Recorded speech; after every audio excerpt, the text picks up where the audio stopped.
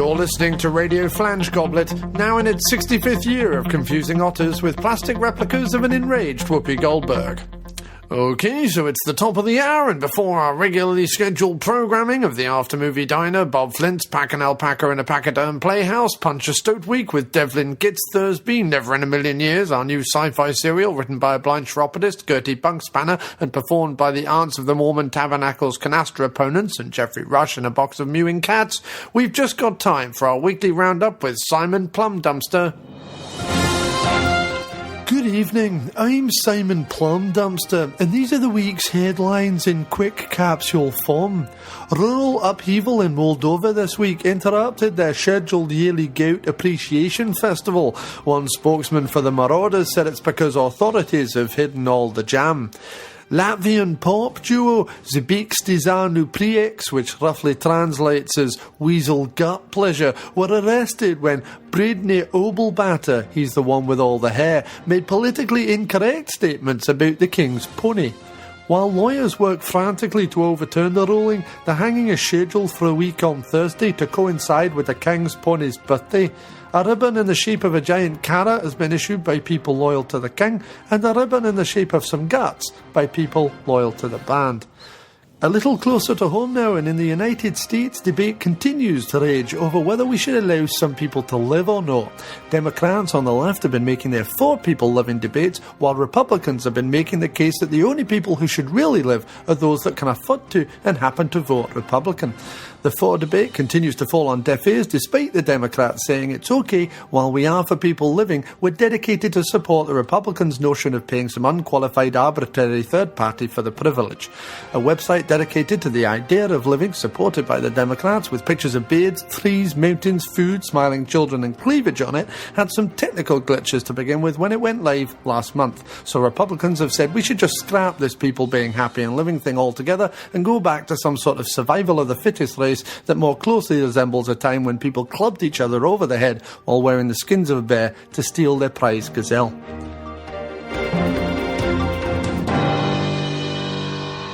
And now, the top 10 music charts rundown with Splinny Twilmgusset. Hi, I'm Splinny Twilmgusset, and here's what's a bopping, twunking, and a hip shaking all over your ear caverns tonight. At number 10, it's Curtis putting 50 and the catchy samba-driven hip-hop number Shot in the Face with Your Sex Bullet. Number 9, still holding firm in the top 10, it's the Mingtones with Gordon's Alive, their ballad to Gordon Ernest Ham, inventor of the wind-up dark. Number 8, up 3 spots from last week, it's 12-year-old exploited auto-tune sensation Fenella Jake Casket with I'll Call Your Daddy, the proceeds of which will go to help Fenella get weaned off crack in 2016. Number 7, it's the unfathomably successful Nick Trim and his song You Gotta Love Your Mother in the Army for Flags and God and Stuff.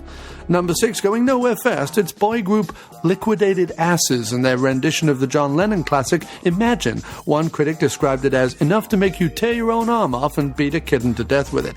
Number 5, Lenny Crumpet and the Maytone Shore. I don't know anything about them, but the song is called Running Home to Basil, so make of that what you will. Number 4 is a charity single featuring Bono and a choir of African orphans, so buy it, I suppose, if you're easily guilted into owning something you'll never actually listen to.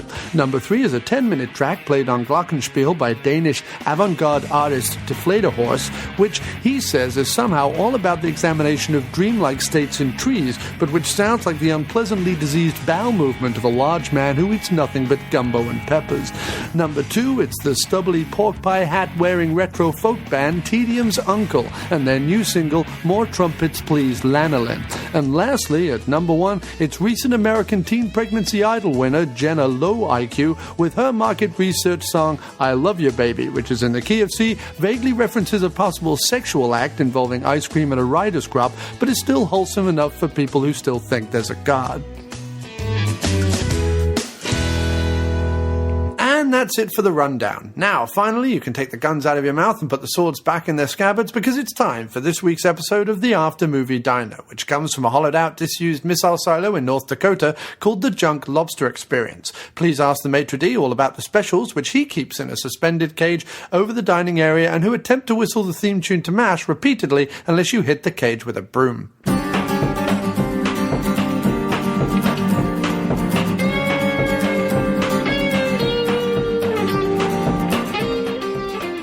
and welcome to this, the 101st episode of the After Movie Diner. It's 101, which for anyone who's a George Orwell fan will know that that is an ominous number. But actually, for us, it's the start of a rebirth, as it were, as we move forward into the next 100 shows. It's very, very exciting. And it has taken that long, a monumental amount of shows, to get my following guests on the program. And really, considering the names of our shows, it should have happened a lot sooner. First of all, I would like to say that big thank you, because I was recently a guest on their show. I'm talking, of course, about the Nerd Lunch podcast. If you're not listening to it, you should be. And I'm very, very happy and honored to have two of the three regular hosts of that show, Mr. Paxton Holley and Mr. CT, I'm going to call you tonight. That's fine. On the show, please both say a big hello. Hello, After Movie Diner audience. It is a pleasure to be here, John. Thanks for having us on. Oh, you're welcome, sir. And Pax? Yes, hello, everyone. I am very glad to be here. Thanks for having me, John. Oh, and more than that, thanks for not having that pesky G, John. Oh, that's even better. It's so hard to get away from him, and when we do, it's like the shackles are off. You know, considering the reason why he's not on the show, that's a nice risky joke that I wasn't going to make because I don't know him as well as you two. But no, you're from the Nerd Lunch podcast, and I was going to ask because obviously we're the diner, and we're now having a nerd lunch in the diner this evening. Or let's call it midday. What is your nerd lunch? What's in your brown paper bag, Pax, tonight? Tonight I have meatloaf, actually. Nice. And CT, what's it? What are you brown bagging this today for nerd lunch? Brown bagging for the After Movie Diner. I think I'm looking for just a Pepsi Free or a Tab. Oh, very nice, very nice. Already liberally sprinkling hints about the three films that we're going to be covering this evening. Actually, you don't really need to do that because it has been all over my Facebook page for the last couple of days and my Tumblr page for anyone who follows me on Tumblr. As I hadn't watched these films, which are the Back to the Future trilogy, for anyone who doesn't know.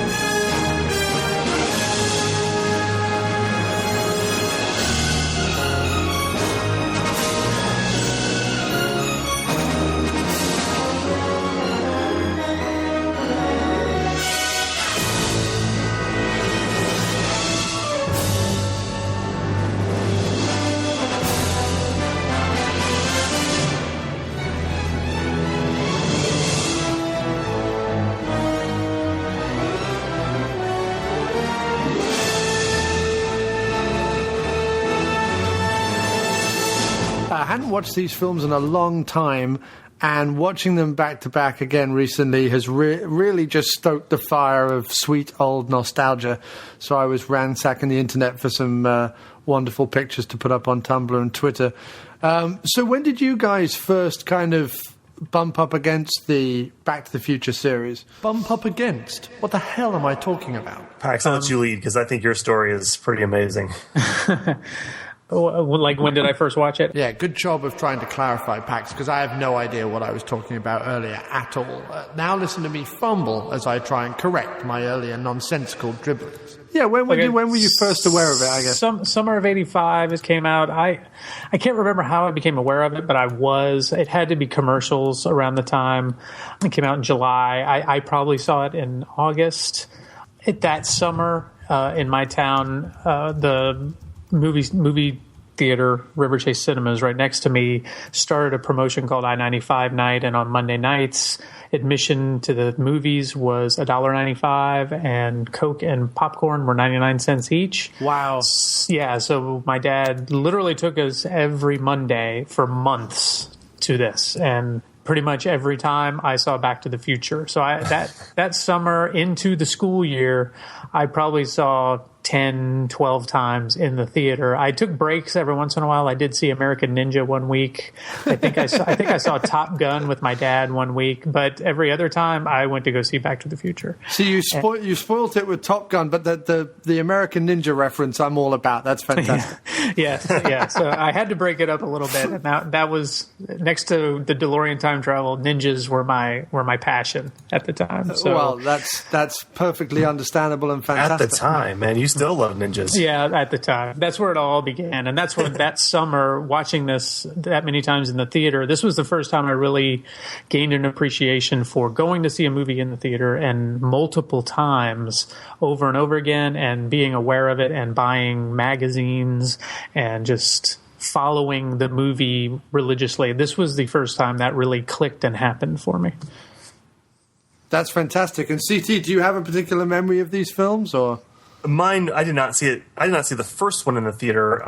Mine would have come probably. I don't remember the exact time, the exact date, but it would probably have been about a year later or sometime into the next year when it came out on VHS tape. And I think the VCR in our household was still a fairly new item, and we didn't have a ton of VHS tapes where we purchased them and owned them because we do a lot of renting. But I think this was one of the few that we owned, and I wore this movie out. I watched it a ton. I fell in love with this movie instantly, and only knew it from the VHS copy, at least the initial one.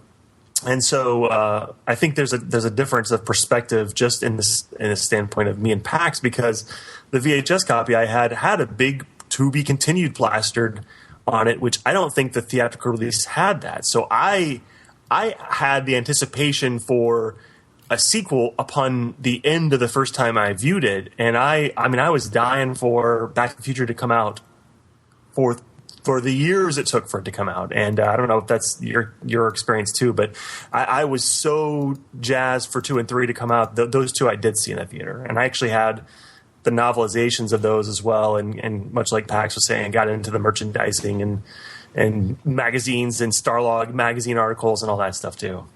And you're right, the To Be Continued was not in theatrical. So when Back to the Future was one of the first ones that I had my dad actually go out and buy the VHS while I was in school. I was like, Dad, it's coming out on VHS today. Go get it. And we watched it when I got home, and that was the first time I saw the To Be Continued, and I lost my mind. And like you said, it was like, I cannot wait for the next one. I was dying. See, my memory of how I got into the films is very murky. I don't really have a lot of when movies are this old or this constant in my life. Something that I certainly saw them in the 80s. I certainly saw them probably maybe the first two either on home cassette and or at school, where we would occasionally have movie screenings. So it would be one of the two places. It would either been at home, like at a Christmas screening or something on the BBC or something, or it would have been in school. I definitely saw the third part in the theater, I think. But these films to me feel constant. I don't have a particular story about when I saw them. I was only 5 when the first one came out, and I certainly didn't see that in the cinema. But I just always remember these films being in my life. It's this trilogy and the Indiana Jones trilogy that are sort of the oldest films I can remember almost, without them being the Muppets or some kids film, you know what I mean? Right. Not that the Muppets are strictly kids films, because I still love those today. But I mean, in terms of something that had a slightly more teenage to adult tone, Indiana Jones and Back to the Future trilogies are like the ones I remember from my childhood, along with James Bond repeats at Christmas. Anything else that has stuck with me throughout my life came much, much later. We weren't a big, movie watching household. My dad didn't take me to the cinema. My mum didn't take me to the cinema. We didn't have a lot of, VHS or anything like that. In fact, my dad still had Betamax well into the 90s. So that'll tell you what our household was like. And, the most I remember renting Clockwise, the John Cleese movie, when I was, maybe 10 or something. So for me, it was all Python and TV shows and stuff growing up. I wasn't really a movie kid, which is odd. I know that when I got with my friend John Wallace and we were hanging out a lot, he's been on the show a lot. Obviously, he was on last week's show as well. I know that we would rent a lot, and he owned some VHS. So we definitely saw these together at a certain point as well, probably on VHS. But I don't have any particular memories or stories other than that. So we've watched all three back to back, and we'll run through them quickly. I don't think we need to sort of overdo the stories, but let's just go sort of movie to movie and start off with the first one. And just a few talking points from the first one. Steven Spielberg presents Back to the Future, a Robert Zemeckis film. Marty leads an ordinary life. No McFly ever amounted to anything in the history of Hill Valley. Yeah, well, history is going to change. And 1985 is not his year. But Dr. Brown is about to change all that. Are you telling me that you built a time machine out of a DeLorean? He's sending Marty 30 years back in time. It works! It's a flying saucer from outer space! Now, he's trapped in the past. It's got to be a dream. About to meet Chocolate. his future father. He's a peeping Tom. Wow! And he's making an impression on his mother. He's an absolute dream. And he can sleep in my room. Anything you do could have serious repercussions on future events. Now, he's got to make his mother and father fall in love. For crying out loud, I haven't even been born yet. And only Dr. Brown can help him get back to the future. Are you telling me that this sucker is nuclear? Precisely. Michael J. Fox. Whoa, this is heavy. Christopher Lloyd. There's that word again, heavy. Why are things so heavy in the future? Is there a problem with the Earth's gravitational pull? Back to the Future. Any particular, off the bat, any particular favourite scenes, moments, anything like that from the first one? CT, do you want to go first? I mean, it's going to be kind of a cop-out, but the whole movie, I love the whole movie. And there's some favorite scenes. Like I love the skateboard scene in the diner and he's in the diner and he goes out and he gets chased and he fashions the skateboard out of the two little carts or the one cart, I guess, is the two kids out there, and he grabs the one and does the chase scene that ends with Biff and the guys running into the manure truck. I mean, that probably is the one iconic scene that I would latch onto as what I would say is my favorite. But there's so many other bits and pieces throughout. But to me, it's just how the whole thing is masterfully crafted and in more than one way. I mean, all the shots have layers to them, both in story and in execution. So there's all this stuff that's going on in the foreground, and then as the camera moves, things are coming in behind it, and you're seeing little details and little sight gags are coming up. And meanwhile, you're seeing all these story elements set up throughout the first half of the movie, and all of this gets paid off throughout the second half of the movie in these really satisfying ways. And I just think the whole film works together so well. It's near perfect. And so it's hard for me to say this is a favorite scene because I think so many of them connect to other scenes that you need it all for it to work. One thing that struck me watching this, just the way Bob Gale and Robert Zemeckis put it together, everything you said, CT, is right. Like, it all pays off. And in fact, I wanted to make a point later about the trilogy and the reason why 2 is the sort of weakest for me personally of the 3. But let's hear from Pax first about his memories of the first one and favorite scenes and things. Yeah, like CT said, it is the script is so tight, and I can quote almost the whole movie, and I did when I saw it in the theater on October 25th, 2010, and when I watch it in home, I quote it now. But some favorites off the top of my head. I love the opening credit sequence where they're showing the clocks and the dog food thing and like Doc's whole little apartment there. I just like the little details and the set design and that, and the little TV that comes on and tells you a little bit about the theft of the plutonium. I really like the reveal of the DeLorean in the Twin Pines Mall. And that whole sequence where they're doing the tests and he shows you how it works and everything. I love that scene. I love that scene so much. When I was out in California, I actually drove to the mall, that mall, and drove around in the parking lot. That's very cool. I actually even at that mall, I went to see The Emperor's New Groove, a Disney movie. It was the only movie that even looked remotely good. But I saw it at that mall. So that was one of my favorites, and most of the 50s stuff I love. The Darth Vader scene, that's a great scene. From the planet Vulcan. I mean, just so many it's hard to even say, but yeah, and all that stuff. Doing the skateboard around the thing, fantastic. Just so many good scenes. It's hard to even pick one, but those are a few that stick out that I really, really love. Well, you've got to love the fact that it's this family-friendly, heartwarming time travel comedy in which a main character is seen to be gunned down by Libyan terrorists. It's a particular 80s thing. I've noticed because we've covered kind of the 80s quite a lot on the show, and both rediscovering movies that I'd already seen and watching new movies that I hadn't seen that were made back then. And they really didn't care as much as they do now. Or what I mean is in a political correct, we can't show the children any violence at all type way. It seems like back then, he stole plutonium off Libyan terrorists. That's a perfectly reasonable plot line to have in what is essentially a family-friendly time travel comedy. And you see those things become kind of less and less in the movies as they go along.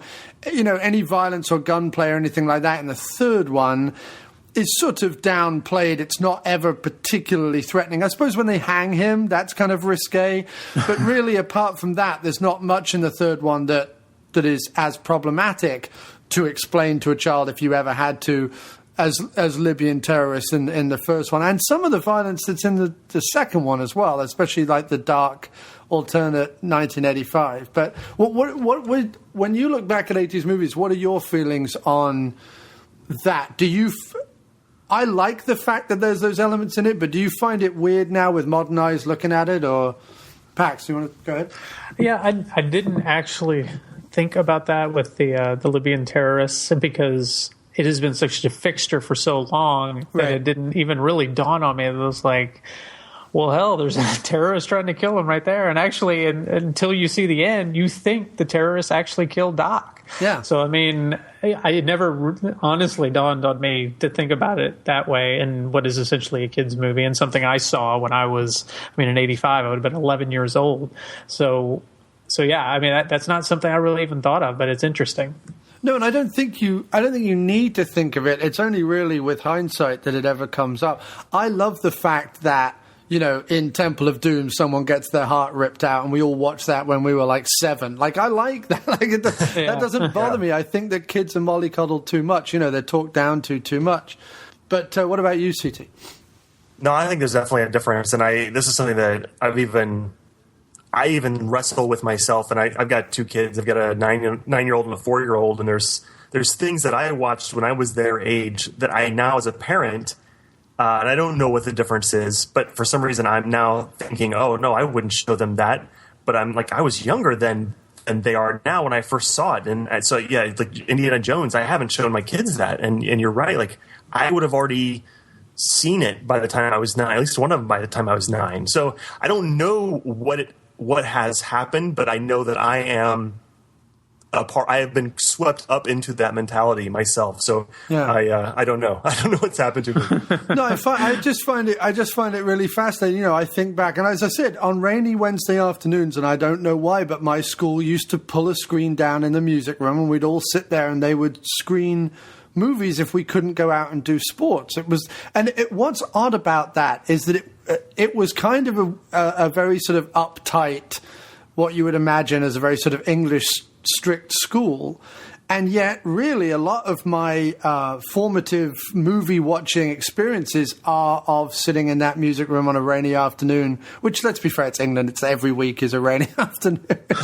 Of watching movies, from things like Neverending Story, Labyrinth, Back to the Future, Indiana Jones. We saw Temple of Doom, in which they've enslaved an entire nation of children.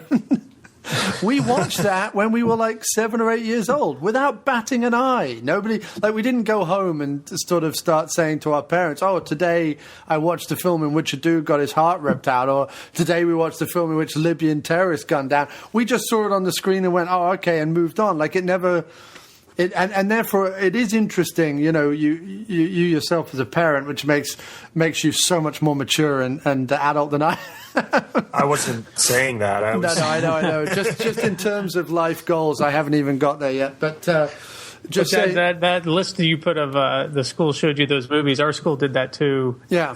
Especially for seniors. But your list of movies was way more awesome than the list of movies we got, because we watched like All Dogs Go to Heaven and Fletch Lives. So those are the kind of things they showed us. We didn't get to see like half that list that you listed. I would love to have watched. But even Fletch Lives, there's some stuff in Fletch Lives that's true. There politically is questionable. But anyway, diverting from the point. But I mean, it needs to be said that there was a certain freedom, I think, in the 80s to be more layered, more intelligent, more adult about that. Whatever those words mean. Like, I don't, nobody's really an adult. But you know what I mean? Whatever those words mean, they weren't talking down to people. And I think that's why 30 years later you can still talk about the films, because, not only is the script so in depth, not only have they managed to cover their tracks and put themes that weave throughout the entire trilogy, right down to the bulletproof vest.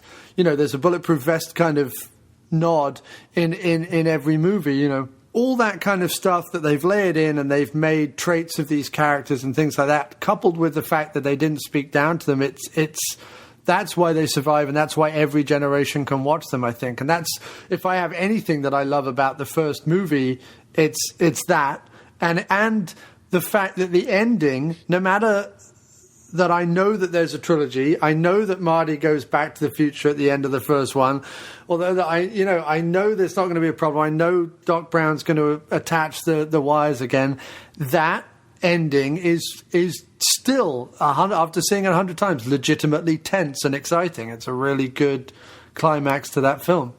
Yeah, they really use, I think a lot of movies misuse the passage of time.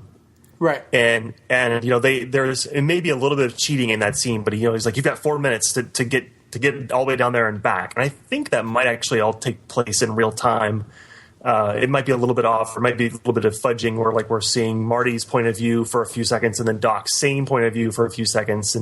But there's a lot of movies where it's like they give you a time, and then me as a viewer, I'm like, okay, well, does this take place in 4 minutes, or have they cheated here? And I don't feel like they really cheated in that. And so that, I think that plays into the tenseness and the anticipation and the like, okay, hurry along, we got to get this done. There's only so much time left. I think that's always a role.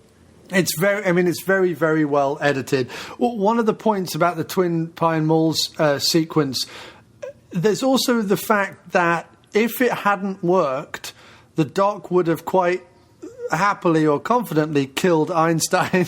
And there's really, I thought about that too. Yeah, if the car is remote controlled, apart from testing whether you can send organic matter, I suppose, but then you could have bought a gerbil from a pet shop or something. Like, why put your beloved dog Einstein through that? I don't understand. I have to assume he tried it a couple times with inanimate objects, maybe, and he's like, okay, well, it disappears for a minute. Right. I don't know if it actually is traveling through time. Yeah, I guess so. But again, another thing that you just go with, I guess. But did you have any comments, Pax, on what we were saying before? Yeah, no, I agree with what CT said. This movie, even though it deals with time travel, which can be very dicey as far as time passage, you don't feel like the script is tight enough, and like you said, the editing is tight enough that it doesn't feel to you while you're watching it that they're playing fast and loose with any of their depictions of time, whether it be traveling or just time span. So, yeah. And that is something I definitely notice and something I appreciate when I watch it, at how well made this movie is. Well, what's really good, and I got this from the making of, is that Robert Zemeckis said in our time travel movie, much like I think like H.G. Wells' novel, is that you can travel through time, you can't travel through space. So they have to take, when they take off, they always land in the same place, in the future, the past, or the present. So if he's at the Twin Pine Mall, he lands in the Twin Pine Mall, or what would be the Twin Pines Mall, or so they always come back at the same place that they left. Meaning you couldn't, for example, travel back to, ancient England or, medieval France or whatever it is. Once you got to 1885, I suppose if you could fly the car to France, you could. But do you know what I mean? Yes. And that is something I always thought as well, that I liked that they did time and not space. It works best, I think, for that movie comparatively to like something like Bill and Ted, which they did time and space and felt a lot more fast and loose with rules as far as time goes than this one, which is so specific and regimented. And I think that it works the best. And his entry and exits adds certain gags that they do here and there, because of the entries and exits are so rough and you're in the same place and it looks so different that it adds a little bit to the movie. Oh yeah, definitely. They're able to do, I suppose the most specific one is the engines at the drive-through in part 3, and then driving through that billboard to hit real engines in 1885. Yeah. Well, that one in the train tracks at the end of 3, or even the whole mall sequence, and him dealing with that. There's so much going of that. from the mall parking lot into the farmland where he hits the scarecrow and goes into the barn. And, Although I would argue in that mall sequence, and that's really the pivotal sequence of the first film in a way. Obviously, it's the first time we get to learn what time travel's all about. We get to see the Doc and Marty's relationship and how it acts and all the rest of it, because we've only really heard the Doc over the phone up until then. And what's interesting is when the Libyans attack, what happens is as Marty disappears, or as Marty drives off, they drive into the smallest, silliest looking shack, and apparently that just gets rid of them. That gets rid of terrorists. They don't even blow up. Nothing happened. Like, they just crash into what is a kiosk, essentially. I assume the chemicals killed them. Yes. The photo developing chemicals. The Fox photo chemicals. Oh, I see. That's a good point. And created vapors that killed them all. That's what I'm assuming. Nice. Okay, and they became like kind of street trash, kind of melting, kind of popping and bubbling, that kind of thing. That's fine. I wrote a whole fan fiction on it. That's what happens. Is it erotic fan fiction or just normal fan fiction? Is there any other kind? Yeah, right. And who were the Libyans being erotic with? The van? I don't understand. The Fox photo kiosk. The Fox photo kiosk. The woman who was in there. She was getting ready to open the kiosk. A couple more points on number 1. I wrote here on Twitter, balls to 1.21 gigawatts. What about the mystery behind Marty being able to connect a 1985 JVC camcorder to a 1955 television? I thought that was interesting as well. Yeah, there's the funny thing is, as much as they try very hard to, cover all the bases and, cross the T's, dot the I's, and make sure it works within the fairly tight framework that they've created, there are a ton of those things where you're like, okay, I'll just suspend disbelief on this point then. Like the camera one is one I noticed. One that I always notice too, but I always just dismiss, and it's kind of dorky. But when he goes into the first time he's in 1955, and he goes into the diner, and he orders the Pepsi free and the tab, and he's like, just want something without sugar in it. Well, Pepsi free is caffeine free; it's not sugar free. So they kind of fudged that so the joke would work, but it's not actually correct. So wow, I didn't even know what Pepsi free was, because we didn't call it Pepsi free. I don't know that we ever had that in the UK, and if we did, it was certainly before me drinking soft drinks. So yeah, because he has a diet Pepsi free can by his bed, and I remember thinking, why what's it? Because I was confused because I had forgotten about Pepsi Free and what its difference was, and so then I'm like, wait, Diet Pepsi Free? What is that? Why is there Diet Pepsi Free if it doesn't have sugar in it in the first place? And then and then I realized, oh no, it's caffeine free. I get it. Yeah, what always made me laugh is that I think Coke had one that was sugar-free and caffeine-free, and I always thought to myself, well, what's the point then? What makes that Coke? Because isn't the sugar and the caffeine exactly what makes that Coke? What else did I have on the first one? Obviously, Marty McFly single-handedly inventing rock and roll, which was great. I thought the first few times I saw it, I really thought that the Lone Pine name change, the Twin Pine to Lone Pine, I thought that was a mistake. I honestly thought they screwed up the sign the second time. Yeah. And because I saw it like 15 times in the theater, it dawned on me. I was like, oh, he ran over one of the pines, so they named it Lone Pine. I was like, I got it. Mr. Peabody, what does Doc Brown say? He says, he had this crazy idea about raising pine trees. I love it. Always one of my favorites. What else have we got? I said, if you were George McFly and your third child looked exactly like a mysterious stranger that your mother used to fancy, wouldn't you worry? Yeah, I always thought, why? Okay, getting to the end of the Back to the Future, and he's like, they're like, Marty's a cool name. Why wait till the third kid to name him Marty? Your first kid was a boy, and you named him Dave. I mean, I guess assume maybe that was George's dad. I don't know, but sure. Yeah, I assumed David was a family name, and Marty was like Lorraine had been begging for years to name him Marty. And George finally gave in. Yeah, that's the only explanation. But then in the third one, they reveal that there was already a Martin McFly, Seamus's brother, Martin McFly, who killed himself because someone called him chicken and he did something wrong and blah, blah, blah, blah, blah. When they're trying to drill it home to Marty in the last one about, like, you shouldn't always react and blah, blah, blah, blah, blah, Seamus tells him, oh, I had a brother called Martin who died.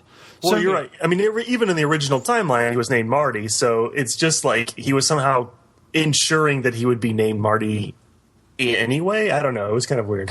Yeah, exactly. Yeah, well, exactly. Yeah, he was already called Marty. But no, I think that the single weirdest thing about the series for me, and we'll get into this because I did ask about, what plot holes, time travel anomalies, and things like that did you spot? But I had a whole one about, this is more from Back to the Future 2 then, I guess. I'll bring this up in Back to the Future 2. It's fine. I've got a whole one about George dying. But I can't wait to discuss that because I saw your post about it and I am ready for it. Yeah. No, I want to. That would be great. What did I say? Oh, yeah. I said if Marty goes Back to the Future 10 minutes early, this is in the first one still, that means there are 2 time machines in 1985 now. So time travel also is a way to duplicate things. So why don't they duplicate like 3 or 4 times? Because they're always like the DeLorean is always breaking down or being wrecked or blah blah blah blah blah. So why don't they duplicate a few things? It's not really duplicating it because at some point the original one has to still go back to 1955, 10 minutes later, so that it can be there showing up 10 minutes before. So there's only a 10-minute overlap. You're not really duplicating it. Oh, I see. Okay, fair enough. If you're going with the linear time theory. Yes. Okay. Yeah. But yeah, there's a time where the 2 Docs kind of interact and the 2 Jennifers do interact and there's 2 Martys and there's all these things where there's two of characters or 2 of things at the same time. And even in Back to the Future 2, that's the whole last third of the movie is there's 2 Martys running around in 1955 and they're just a day in age apart from one another. Yeah, they're both from 1985. So essentially Marty has duplicated himself for that period for that 8-hour span or whatever it would have been. Just think of everything you could get done. It would be wonderful. Considering the end of part 1 and the trouble the Doc has to go through to fix up the wires and everything, in part 2, the Doc then meets up with the Doc and says, you don't mean that screwdriver, you mean this screwdriver or wrench or whatever it is that he gives him. Why doesn't the future Doc say to him, oh, and while you're at it, did you see that wire is wrapped around that tree? Then he would save past Doc having to go through all that faffing about at the top of the clock tower. only in that if he's making that change, then what else does he risk changing? He knows it works out in the end the way it happens. So why mess with it? It's more surprising to me that he doesn't recognize himself, like by voice or just looking at him. I mean, it's like it's not that much different between the two. No, I agree. And it's like, why do you keep not looking at me? Why are you looking over there? I'm like, what are you doing? And why doesn't the Doc and Marty buy big fake beards and wigs?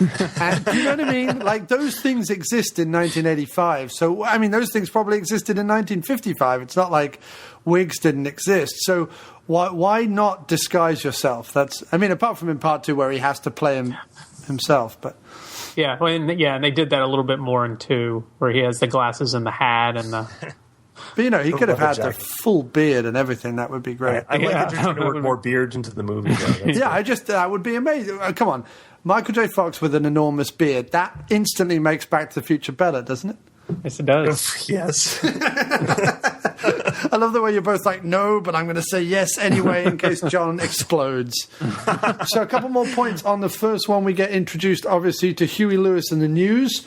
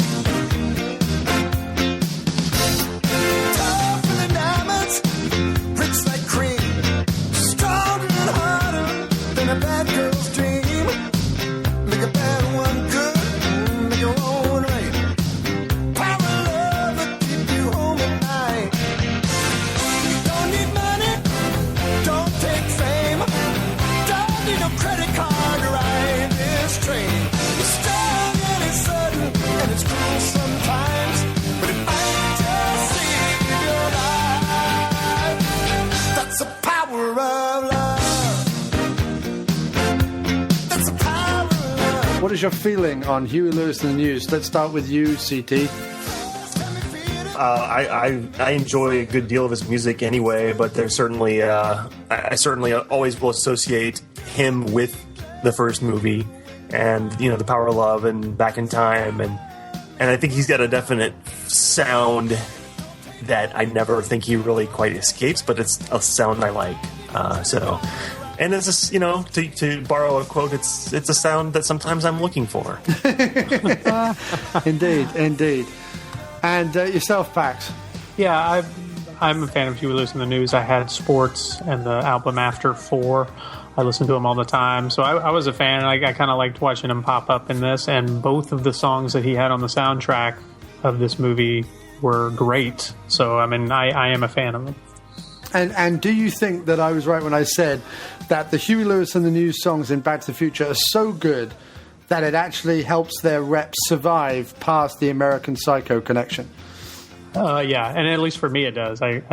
Yes. Yeah, I mean, I even like some of his other stuff. My wife, when I met her, had the greatest hits of Huey Lewis and the News. So I've only heard the hits. I haven't heard any of the albums. But, I don't mind them. I mean, they're cheesy, but they're of a certain, familiar, nostalgic ilk that are kind of fun.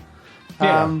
Do you feel like, because I was, watching them back to back again, and we'll get this more onto this when it's the full trilogy as a whole, but I feel like musically they almost blow their entire thing all in the first movie, because in the first movie you have not one but two great Huey Lewis and the News songs, which never get bettered in any of the other films. I mean, certainly not by that ZZ Top song in the third one, which is no good. And the Alan Silvestri score with that very famous repeating theme.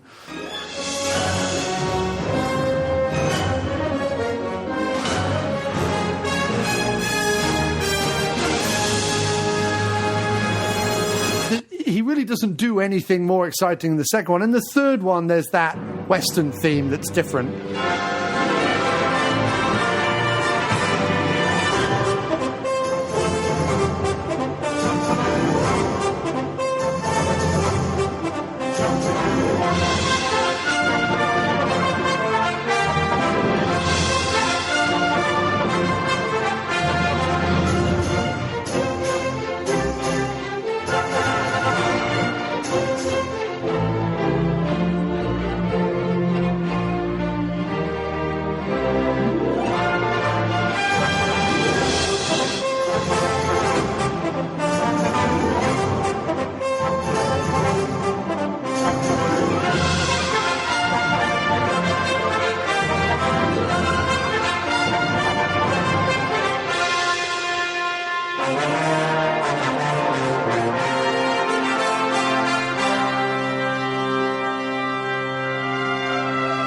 With sort of harkens back as well to the regular Back to the Future theme, but it feels like everything in that first movie is really firing on all cylinders.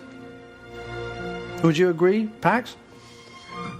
Yes. I'm trying to even remember. Like, I love the score throughout, Silvestri's score, but as far as pop songs on the other movies, yeah, it doesn't.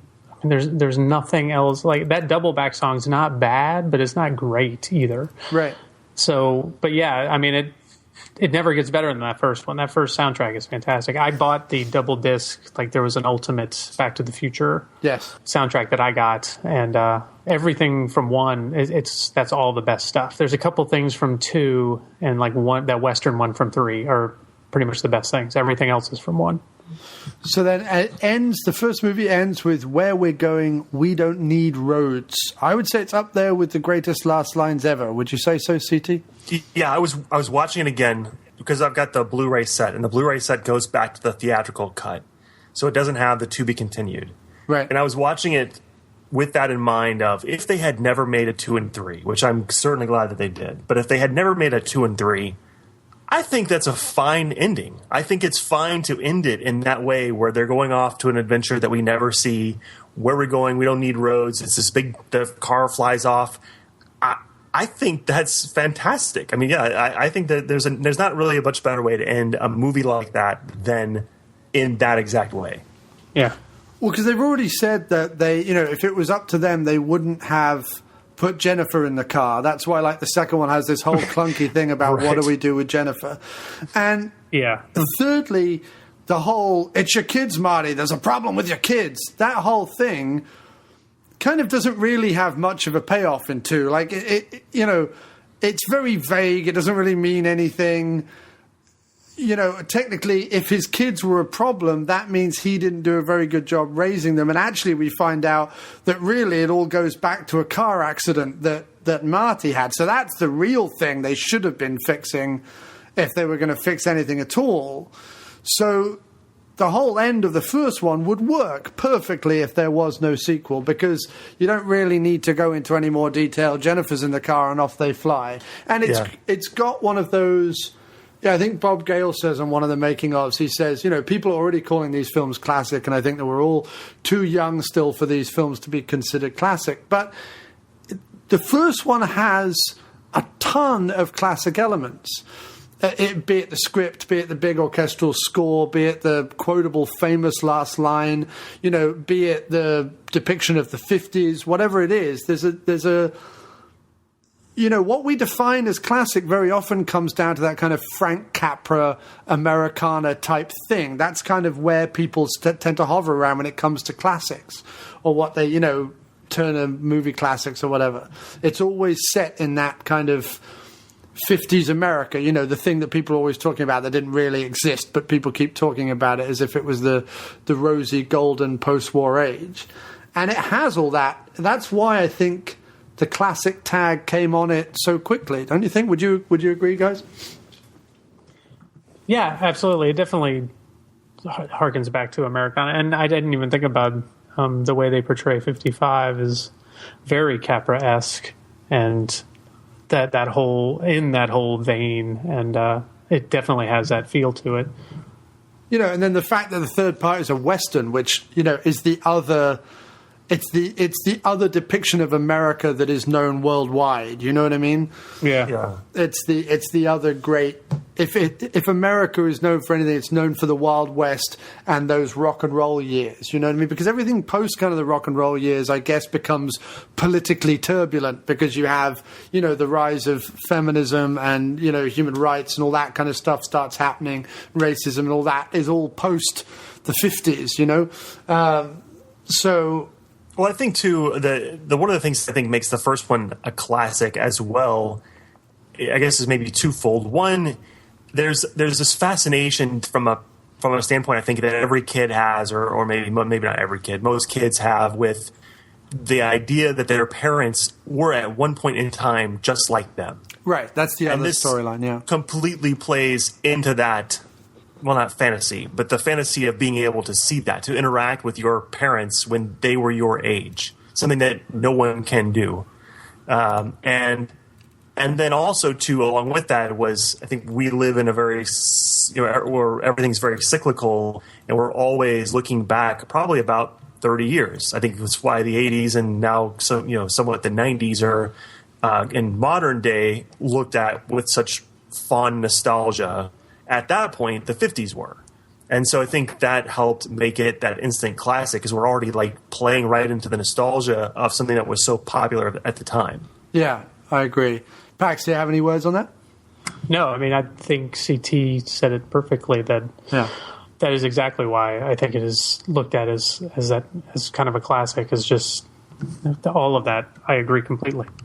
Yeah, no, I mean, definitely the human interest story of finding out who your parents were and where they came from, plays a big part into that. I think that for me personally, it's less that and it's more the Americana angle, just because I think growing up in the UK in the 80s, the other big thing that was happening was sort of the Americanization of Europe to some extent, and an embracing of that by some people and a pushing away by others of that. And for me it was like, wow, they have movies and they have interesting music and they have weird stuff going on over there, and fashions and things that aren't happening or seemingly aren't happening for me in this very little sort of rural stroke suburban kind of part of England.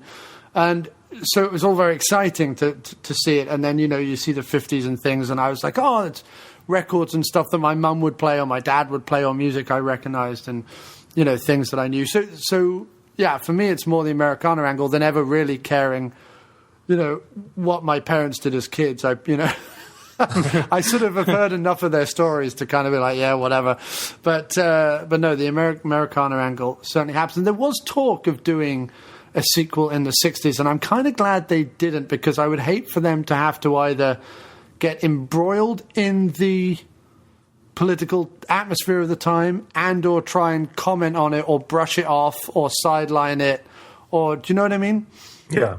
It would be very tricky. You couldn't really be like, oh, okay, people are being shot and presidents and Martin Luther King and there's riots and all this sort of stuff. Let's just play that off and we're going to tell this twee little story. It's much easier to do that in the 50s, I think.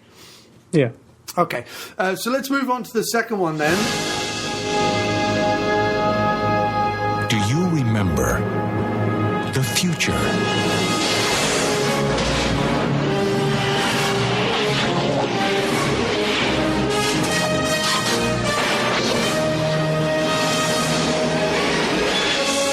You've got to come back with me. Where? Back to the future. Are we back? We're back.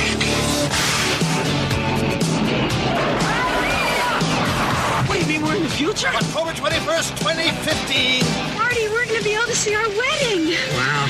The future. I got to check this out, Doc. Look what happened to your son. Oh, he's a complete wimp. Don't talk to anyone. You've been looking. Hey, look! Don't touch anything. I need to borrow your hoverboard.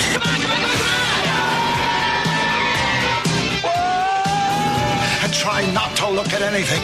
I didn't invent the time machine to win at gambling. I can't lose. I invented the time machine to travel through time. Hey, Doc, I'm all for that. What's wrong with making a few bucks on the side?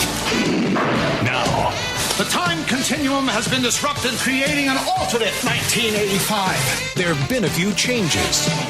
It's like we're in hell or something. No, it's Hill Valley, although I can't imagine hell being much worse. But they'll all be back. Eat less, slackers! Biff? Hello? Hello, anybody home? Well, it can't be you. You're so big. Michael J. Fox. Christopher Lloyd. Michael J. Fox. Well, like a couple of teenagers, you know? And Michael J. Fox. Mom, is that you? Steven Spielberg presents a Robert Zemeckis film, Back to the Future. Part 2. Coming November 22nd to theaters everywhere. With the second one, what are your general overview feelings of it? Pax, did you want to go first? Yeah, I'll go first. There's two feelings. I mean, there's the feelings I had when I originally watched the thing in the theater, and there's the feelings I have that have surfaced maybe over the last decade or so. When I originally saw it, like I said, I've been waiting for it for so long, and I was actually checked out of school to go see it, and saw like an early, like I think I saw like a noon or something like that, and for years I was kind of disappointed with it because it ended on the cliffhanger, and it just felt different a bit in tone, and I guess I don't even know that it would have been able to live up to my expectations because it had been 4 years since the first one, and so the buildup of how much I loved the first one happened for 4 years until that one came out. Lately, I try to watch the trilogy every year or so, and lately now I've come to appreciate it a lot more. I really enjoy. It's probably the weakest of the three, as far as, like you said, John. But I like the future. I really love the design of the future and the whole chase there. And there are parts of 2 I really, really like, and I enjoy it and appreciate it a lot more than I used to. CT? I think I'm the opposite, actually. I longed for this movie as well, and I think I know what you're saying. There's a little bit of a disappointment with how it ends, or I remember kind of going into it expecting more time in the future, and playing along with kind of what John was saying was they sort of cheat the beginning. They reshoot the very beginning to make it play into where they go with the story. So it's not that just they didn't just take the end of one and run with it. They reshoot, tweak some things. So there were some things that did disappoint me upon first viewing, but it long stood as my favorite of the trilogy. I loved all the sci-fi aspects of it. I don't think going into it I knew the scope of it, in that we're seeing the future, we're seeing an alternate reality, we're seeing him go back to 1955 and having to avoid interacting with himself from the first movie. And I think all those things are really well executed. And because of all that, and because of my love for science fiction and the craziness and all of that, I loved it, and I still do. And I would say it's over the last 10 years, I've come to maybe see a few more problems with it and love the first one more than it. So it's not my favorite one anymore, but I still think it's my second favorite. My feeling on the second one, and this really comes from watching it this last time, I always liked it. First of all, it's the most technically ambitious of any of them, and certainly in terms of what the cast and crew must have done, it's ridiculous, right down to... Because I always thought they used the old film bits from the first one and just sort of superimposed Marty over the top of them, but they redid whole vast sections of the first film, which is insane when you think about it, especially the Johnny Be Good sequence. That's insane to begin with. that Michael J. Fox did such a good job of miming that and doing that whole sequence and the way it fits in, and all the rest of it. And Earth Angel as well, the way Earth Angel plays into their first kiss and then Marty stands up and that whole bit, all that was so complicated to do in the first one. Imagine going, okay, we're going to have to do that again, but at the same time, consider all this other stuff that's going on. So it's very technical.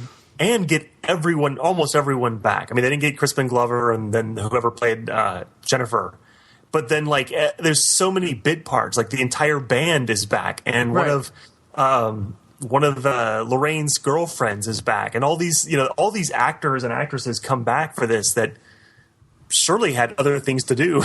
Like all the group from Biff, Billy Zane and Casey Siemaszko, they all came back for 2. So that's all incredible. The technical aspect of 2 is great, and as a lover of pre-CGI special effects, I absolutely adored 2 when it came out. I remember the making of 2 being something that I watched with fascination. And in fact, I'm having a memory now as well. In high school, I remember reading the book about, so this was probably some 3 or 4 years after it came out, but reading the making of book or the picture book or whatever they had, the coffee table book about it, and loving all that. And we certainly did some Back to the Future inspired like plays and musical things and stuff in high school. I remember definitely doing that, and a friend of mine playing Doc Brown and things. So no, I loved part 2 for that reason. I loved part 2 as well because of the 50s, the present day, and the future. I love all that stuff. The future is possibly the most 80s vision of the future ever depicted ever. I mean, it really is. Yeah. In fact, the future, 2015, is almost more 80s than the 80s themselves. That's what's hilarious about it.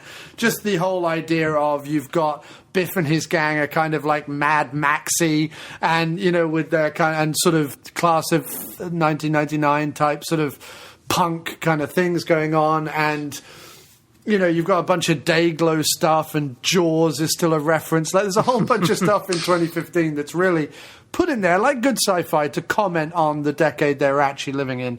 The cafe 80s and all that kind of stuff is great. Yeah, and even the where he gets the Gray's Sports Almanac, that whole window is filled with 80s and 90s. Right. Like ephemera, like you can see the Jaws video game from NES. You can see an Apple computer from the 80s. I mean, everything is like it is like 1980, like with the 80s just turned up to 11. That's all it is. Yeah, like nothing happened between 1985 and 2015. Pop culture stopped in 1985. Yeah, but didn't it kind of stop? It kind of did, yeah. No, it stopped in 1994. Yeah, that was the last time pop culture. Well, after Pulp Fiction came out, everything since Pulp Fiction. I'm not giving Pulp Fiction any particular credit. I'm just saying everything since Pulp Fiction in 1994 has more or less been repetitive and or copies of what came before, I think. Anyway, that's just my theory. So that's a whole other podcast, John. That's a whole other show. Yeah, really. But no, my point is technically it's great. You can't fault the acting. The acting is perfect. In fact, the fact that they were making 2 and 3 back-to-back over an 11-month period, I'm sure after Michael J. Fox did the first one while making Family Ties, he was like, the second one's going to be easy. It's 4 years later. I'm not on TV anymore. I can just make the second film. No, we're going to do 2 and 3 back-to-back. But he was still on TV, at least for the second one. Was he? I don't know. Was he still doing Family Ties at the same time, though? Yeah. Actually, they addressed that on one of the commentary tracks. They were not going to do it again. They were saying what you just said. They were never going to do this again, where they were going to have to pull him over off of Family Ties. But they were I guess it was so much easier by that point because they'd all been these parts for 4 additional years. They weren't doing as many rehearsals. It was like go in on a Thursday, shoot the thing, and leave. Right. So it was a lot less stressful than the first time. Oh, okay, fair enough. I wasn't aware of that. I thought that by the second one he wasn't anymore. But yeah, so it extraordinarily stressful and all the rest of it. So I can't really fault the movie on that. Watching it again, though, I would say that knowing it's a trilogy, knowing how they made it, knowing what they do, the setups, and I'm watching it this time and I'm knowing what is a setup. And I mean setups in dialogue, setups in scenes, setup in visual clues, whatever it is. And setups in themes that they want to then explore in the third one. The setups are a bit clunky. That's kind of my objection to the middle one. While a lot is going on, it is mostly filler. The first half is trying to get over the unfortunate shit they set up at the end of the first one. And the second half is kind of setting up this much longer story that's going to play into the third one. So while it works great if you watch them like all three back to back, as a movie itself, some of the dialogue is a bit clunky. It's a bit like, here's more exposition, by the way. Look out, exposition paragraph. You know, it's kind of, it's just a little more obvious, I guess. And I don't know whether that's just my hindsight or whether actually the script is a little rushed. It felt a little rushed to me this time. That's my only real criticism of 2. I mean, it just doesn't have the through line that 1 and 3 have. I mean, you're right. It does. It's a stepping stone and yes. something to go from 1 to 3. And while it has, and that's why I think I was so disappointed the first time I saw it. I did love the long trailer they had for part 3 at the end. But when it came to the end of 2, after having just watched it in the theater and nothing else on either side, it just felt unfinished. It felt like I was unsatisfied because I wanted more. Huh. And I thought the tone was a little darker than the first one. There was that just kind of it seemed like a darker tone for the whole part 2. But yeah, that's what it felt like, was just it's there. It exists to bridge 1 and 3 is what it feels like. Yeah, which you'd think therefore would make over time it become a better movie. But actually, in a weird way, I think I preferred it when I was younger and didn't really care about the concept of a trilogy or dialogue for that matter. I just enjoyed the shiny, bright, colourful things. Yeah, and that's why I think I'm the other way, because now, whenever I watch it, it's essentially in a marathon with the other 2, which is where it's supposed to be. Right. So now I have a better appreciation for it because I'm like, oh, I kind of see what it's trying to do, and I can enjoy it more. CT, you were going to say something? Yeah, I definitely agree that there's some forced exposition throughout the second movie, and one of the ones that bothers me the most is the whole chicken thing and how that's never a part of the first movie. And I mean that's fine, that's not a big deal, and I can kind of deal with it. But that's one of those things. I think that's an example, a prime example of what you're saying, John.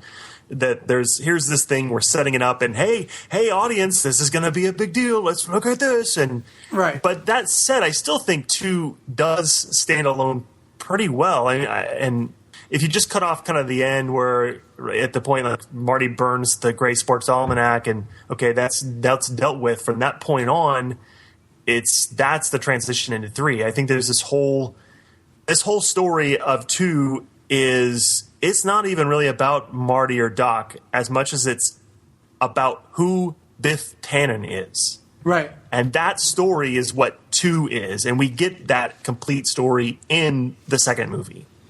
Yeah, it is interesting. It also is probably the one that deals with this idea of the consequences of time travel and the principles of time travel and all that without putting the nail too firmly on the head so that people can't start questioning it in great detail. But it shows enough the idea of, well, if you move this little thing, then it would have, great repercussions. And in fact, they say that if time travel really existed, you'd only have to go back and, knock over a dustbin and it could cause an entire, chain reaction that could really alter the world. There would be none of this, oh, we'll just put it back the way it was by, getting rid of this one book. It would, just the fact that he existed and did all this stuff and, Biff's groupies chased him onto the stage and he dropped bags on him and all that.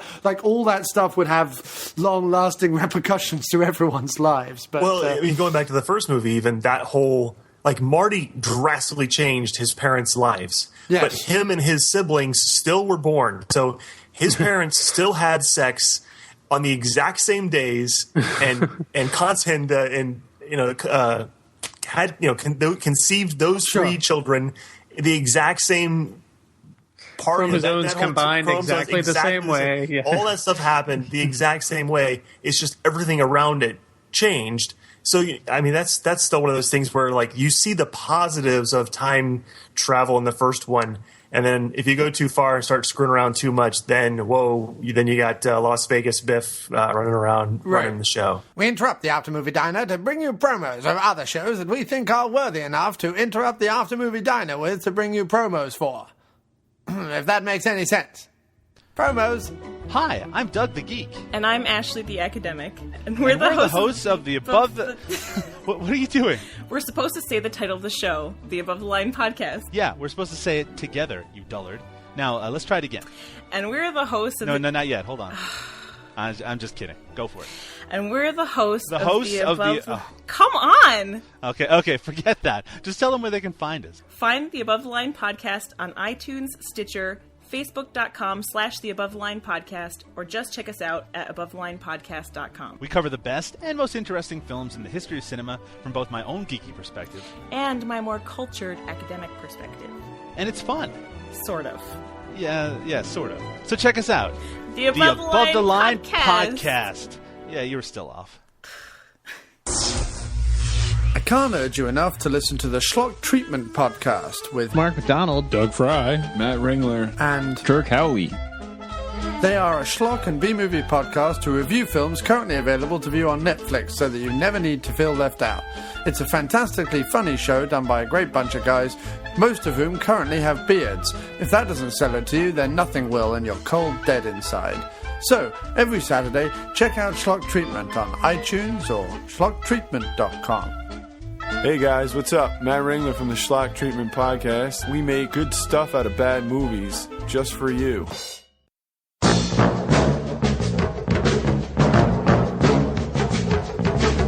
They're 12 miles of bad road, and now they have a microphone and their own show. It's the Daily Grindhouse Podcast, the official podcast of DailyGrindhouse.com. Starring G. You tell that bitch who sent you here how sorry I am I can no longer be her friend. And the man called Perry. I'm the one that killed Monday and whooped Tuesday and put Wednesday in the hospital. All the birds did tell five did not the birds Sarah Jones' son. Reviewing the hits and the hidden from the world of exploitation cinema and beyond. Featuring exclusive cast and crew interviews. Past guests include John Carpenter, Robert Forster, Brian Trenchard Smith, but still no Steve Guttenberg. We'll get him someday. We promise.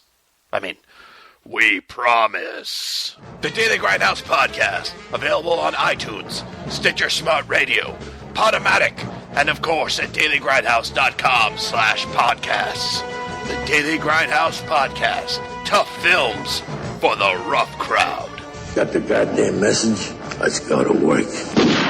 And it'd be a good time to talk then in the second one, because one of the things that I wanted to point out, and I think I heard someone online say this, or someone had tweeted it or something like that, but it was the idea of Thomas F. Wilson, underrated genius. He really is in these three films. It's phenomenal the kind of different parts he plays within the same character, isn't it? Yeah, he is so good in these movies. And this is another thing that I didn't appreciate until probably the last 10, 15 years of watching this movie. And it especially comes out in the third one that he is so good in all the different roles he portrays and just how he delivers his lines and how he does what he's supposed to do for every single role and does it perfectly the way it needs to be done. He's easily probably, Marty and Doc are the center, but almost you could say Thomas Wilson is kind of the glue that holds the entire trilogy together. Yeah, and it's quite remarkable, I think, that, because his performance does get big at times. But yeah. I think it was what he was saying, what Robert Zemeckis said to Alan Silvestri. He said about the first movie. He said, the first movie is very small, so do a big, grand score. Really blow it out so that the movie appears to be a lot bigger than it is. And it's quite a skill, therefore, that with the relative sort of simplistic things that are going on, that the movie also is able not only to contain this grand classic score, but also contain this. It's not quite over the top, but it's a fairly big performance that Wilson's giving. Yet it's endlessly pleasing. Yeah, and throughout the entire trilogy, not just the first one, but the first one alone, right. He runs the gamut. His first appearance on screen as the 85 Biff, and he's a bully to George McFly in the modern day. Biff. Yeah, come over, Biff. He's great. You go back and you put that in a high school setting, and you see him there. He then he gets really dark, and he's going to rape Lorraine, essentially. And yet he's still, I guess this kind of even plays into what you were saying earlier, John, about how do you have a character who's going to rape the main character's mother, and yet we still applaud this character. We're still like, Biff is great. Right. But then, just running through it, then he becomes the real sheepish, meek Biff. And then it just even explodes further. What I like about sheepish meek Biff, though, is the sheepish meek Biff. That's difficult to say if you think about it too much. But what I like about it is that there is a couple of times where sheepish meek Biff, I think in the third one and then the second one. I'm so sorry I said that. No, it's great. I love it. But I keep time machine, I change it. That should be the title of the show. Sheepish meek beef. Beef. I said it there. I said Mick Beef.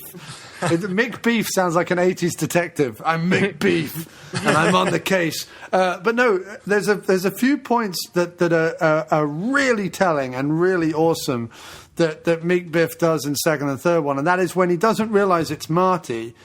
He kind of shouts at him like old Biff. And the moment he realizes it's Marty, he's like, "Oh, hi, Marty, I'm sorry," Blah, blah, blah.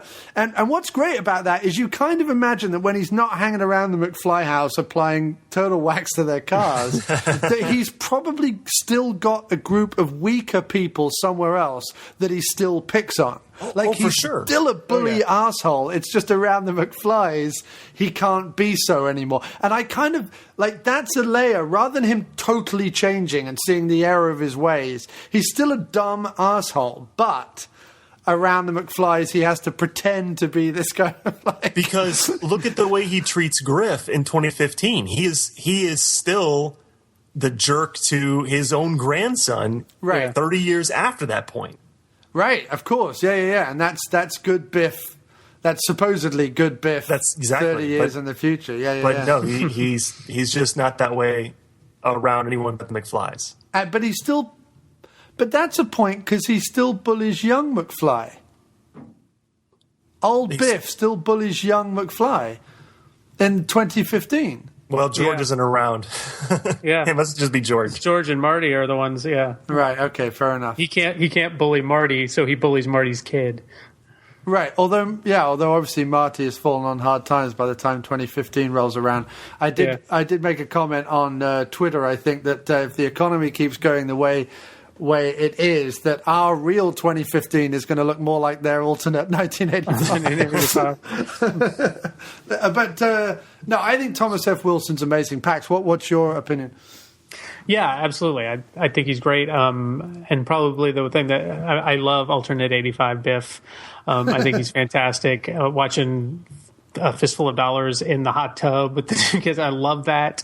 I love him telling the story of how he got the thing, and probably where I really noticed that that he is just fantastic is his portrayal of Mad Dog Tannen in the third one. He really plays the hell out of that character, and just some of the jibes he says out, like egg sucking gutter trash and stuff like that. It just. And you let these sissies have their party. I mean, he's just fantastic in that movie, and that performance is what made me appreciate the rest of the movies. And the whole scheduling scene, and I know we're not in 3 yet, but the whole gags that they put into 3, like when he's scheduled, when he's going to come back and do the shootout with Marty. Yeah, here he is. He's this tough guy, but then he's able to just slightly break away from that and still do the little gag, and it'd be hilarious. Yeah, and I almost like the fact that at certain points throughout the trilogy, he is genuinely menacing. You know what I mean? He plays like a lunk-headed bully, sure, but there's also some points, and I think that scene in the second one where Marty appears and tells him, I'm on to you and I know what's going on. He's genuinely menacing at that point. You know what I mean? He was prepared to shoot Marty. Between the eyes. He'd already killed George McFly. Right, exactly. Yeah. But, I just think as an audience member, he brings... Because Marty is Marty is like true blue, and I'm not a chicken, I'm going to stand up for what's right, and blah, blah, blah, blah, blah. And because Doc is crazy throughout, crazy but intelligent throughout, Biff is actually one of the few characters that bring light and shadow to the films. Do you know what I mean? Brings light and shadow to his part rather than just... Yeah. a through line. So yeah, I think Thomas F. Wilson. It's odd that he didn't go further after this. Yeah, and he's still even, he does stand up now, and some of his stuff is pretty funny.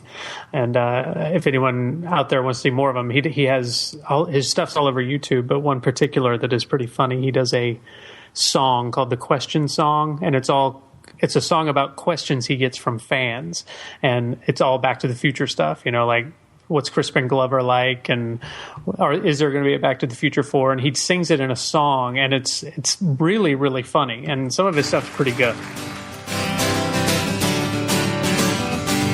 When I'm flying in a plane or I'm on the street, there's a lot of friendly people that I like to meet. They shake my hand but never ask my name, and they start asking questions that are always the same. Hey, what's Michael J. Fox like? He's nice. What's Christopher Lloyd like? Kinda quiet. What's Crispin Glover like? Unusual. Stop asking me the question. I went to the bar mitzvah of my nephew Josh. Now I'm not Jewish, but I like to nosh. Put on my yarmulke, started to pray. When the rabbi leaned over and I heard him say, hey, was that real manure? No, it wasn't. How was that DeLorean? A piece of garbage. Do those hoverboards really fly? It's a movie. Stop asking me the question.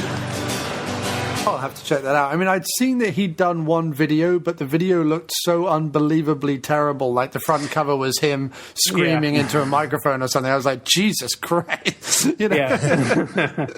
Yeah, and I'm not for sure what all is on that DVD because I haven't watched it, but I've watched clips of his performances on YouTube, and they're genuinely pretty funny. Oh, cool. Okay, yeah. I remember when I found out that Tim Thomerson had done stand-up, and going back and finding Tim Thomerson stand-up, you're like, oh, okay. Fair enough, Tim, whatever was going on at the time. Yeah. But that's all good. Did we have any other points on 2? I don't think so. Any more points you'd like to make? Well, did you want to bring up the George McFly issue? Of course. Well, before that, let me just, CT, you brought up the chicken thing, which yes. I agree, I'm not a big fan of either. Right. Another thing that kind of started with this and carried into 2 was Marty playing different relatives of himself and in his house in Hilldale or wherever, and he plays like I don't really like that saying. I don't think it plays very well, and it's too jokey, too broad, and I didn't really like it. And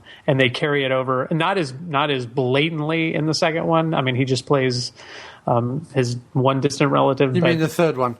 Yeah, in the third one. But that whole scene in the second one where he's playing his daughter and his son, and I didn't like most of that. That's almost like, hey, Lucas, or hey, ILM, you want to do a demo reel for for everyone? Let's have 3 of the same guy be in a scene together. Yep. But I think that what's funny about it is when you look at his brother and his sister in the real 1985, like they couldn't look more different. Like one is tall with an afro, the other one is like slightly shorter and dumpier, and then like Marty is like this midget guy. And yet, actually, if you look at like Lea Thompson and Crispin Glover as his parents, you sort, in a weird way, it works. Like you see where Marty comes from, but then the idea that all his relatives from that moment on would all look like Marty is just completely ridiculous. And then they do something that's even weirder, and I didn't put 2 and 2 together till I watched the third one this time round. But in the third one, Lea Thompson is married to Marty, the Marty clone. Yeah, that doesn't make any sense at all. None at all. Yeah, no. Because what's the lineage of that family? So wait a minute, that means George McFly essentially married someone who looked like his great-great-grandmother, which doesn't... Because what, are they from the same gene pools? Like, it doesn't... I don't understand why that would be a thing. I think they just had to crowbar Lea Thompson into the third one somehow, I guess. I think that for that and for the repetitive scenes of... oh, where am I? I had this horrible dream. They had to have that in there, and that was the only place she'd fit. So right, but it does call into question the entire lineage of the McFly family. Yes, it does. But you kind of go with it because, like you say, there's that scene and blah blah blah blah blah. But the main sticking point for me, and this is what I was going to bring up about the George McFly murdered thing, but I can sum it up in this way. Why is it that no matter what time they're in, everyone remembers everything from 1955 except Marty being there. What I wrote about George McFly being murdered was this. I said, Back to the Future 2, as great as it is, mixes around with the continuity so much it gets itself in a pickle. Here, in this newspaper from the alternate 1985, it states George McFly, an author, was murdered in 1973, making young Marty just 2 at the time if he's 17 in 1985. But in Back to the Future 1, George McFly's first book doesn't come out till 1985, meaning he's not an author in 1973. He also doesn't look like that in 1973 either, but that's by the by. They couldn't get Crispin back. Also, in alternate 1985, Marty tells Biff his dad told him about the skateboard manure incident from 1955, but how would Marty know if his dad was killed when he was 2? Of course, original Marty would know he did it, but why would Biff believe Marty in alternate 1985? Also, why do none of the old characters in 1985 remember Marty back from 1955, but alternate 1985 Biff remembers himself as an old man visiting him with the almanac? So everyone remembers everything. They remember the manure incident and whatever, but they don't go, wait a minute, son, you were the guy on the skateboard. Like, that never happens. So I'm putting that to the Nerd Lunch Court. What does the Nerd Lunch Court come back at me with? Pax, you want to take a stab at it first? Or? I mean, you bring up a valid point, and my thoughts were that somehow time obscures itself, and especially with time travel people, that it essentially tries to heal itself, and it only does so partially, and it can't get everything. Right, so what you're saying, but how does alternate 1985 Biff remember himself as an old man? Yeah. I mean, well, because whenever you're in that specific time, I mean, I guess, I don't know. I mean, I hadn't really thought enough to try to explain that, except that whenever you're in that time, that's the time that's happened. So, yeah. You broke Pax, Johnny. You broke. Yeah, I know. It's just at a certain point, there's 2 Martys running around in 1955, and people still don't remember him. Yeah. It's like, how many Martys they have to be? Like, even if you were Strickland, when Strickland gets to 1985, whether it's alternate 1985 or real 1985, wouldn't you be like, wait a minute?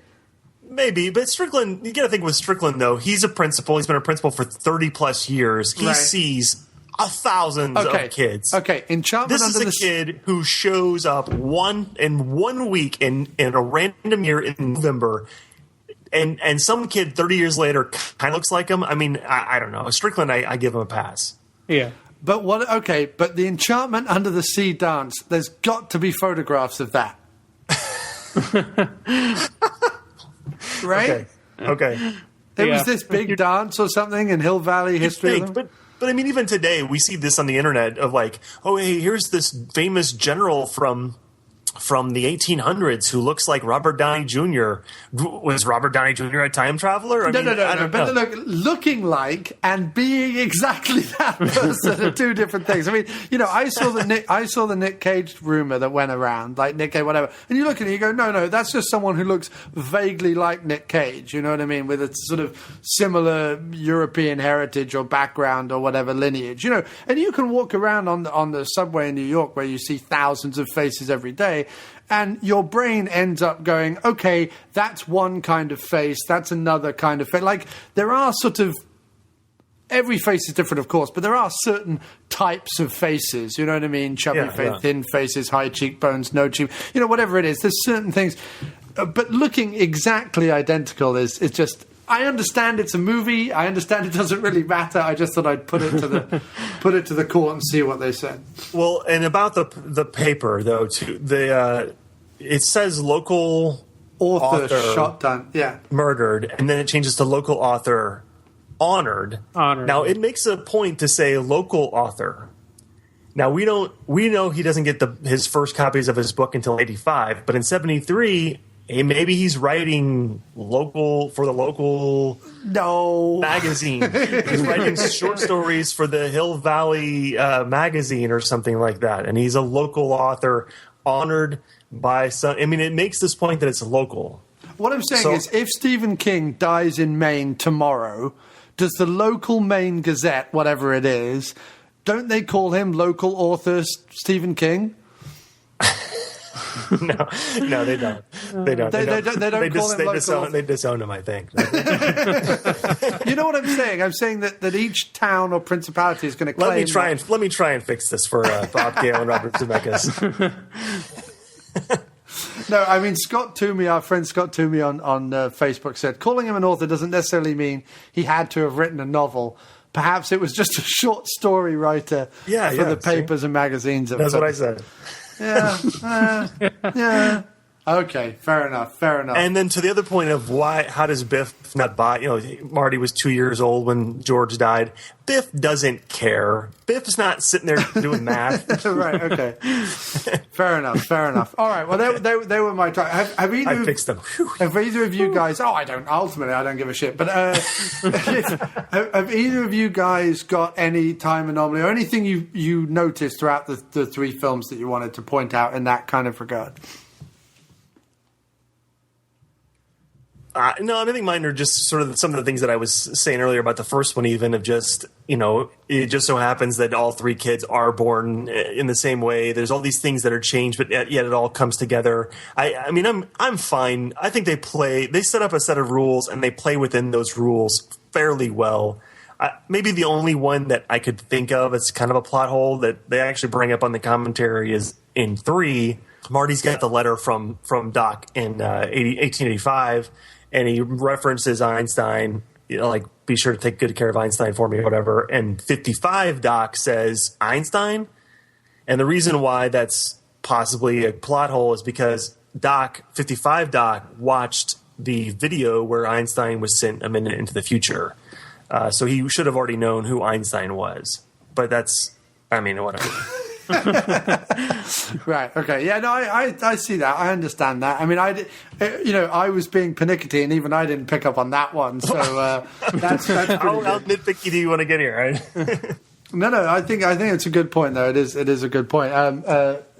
Did you have anything, Pax? No, nothing big like that one. I tried not to nitpick as much. I mean, I'd have little stuff like I said, the Pepsi free one, and then the one about why'd they wait till the third kid to name him Marty, and then just stuff like that. I never really tried to poke too many holes into what it was trying to do. But then I'd read about extra scenes, like they have the Biff disappearing scene, and then stuff like that always tried to derail stuff for me. But for the most part, I just tried to go with what the movie was doing, and the stuff didn't bother me too much. I have several of the fan magazines. They came out with 3 or 4 fan magazines in 89, 90. And in one of them, there is a long interview with Bob Gale, and it's all questions from people asking about inconsistencies with the logic of their time travel. And it's actually pretty interesting to read because he addresses a lot of things that people call goofs, and he addresses them in a certain way. Some of them they're non-answers, but then some of them he actually comes up with a way that makes it kind of work. Yeah, they stand by their movies for sure, and those commentaries are really worth listening to. They'll fess up if something's not quite right, like that Einstein thing. But other things, they're like, well, we did it this way because of the rule we set up, and I mean they really thought through a lot of stuff on this. Yeah, and I think that comes out. It's funny on the making ofs that I've got, because I got an early pressing when the DVD trilogy first came out. Weirdly, and don't ask me why, I have an Australian pressing of the trilogy. I don't know where that came from or how that happened, but whatever. And it's got the making of the trilogy on it, and then 2 featurettes from 1985 and 1989 respectively about 2 movies. But in the making of featurette, Bob Gale, because he just doesn't move his face, like he doesn't have any kind of excitement about it, he comes across as a sort of accountant who may sort of stab cats on a dark rainy night, but at the same time happened to have written the Back to the Future trilogy. He's a weird one. I love your descriptions, John. Yeah. I wouldn't leave any children around him. That's all I'm saying. It just doesn't. No disparaging him as a writer, very good writer, but weird guy in those big accountant glasses, and very odd. From out of the west, in a cloud of dust, a thunder of hooves, and a mighty... Great Scott! I know, this is heavy. India!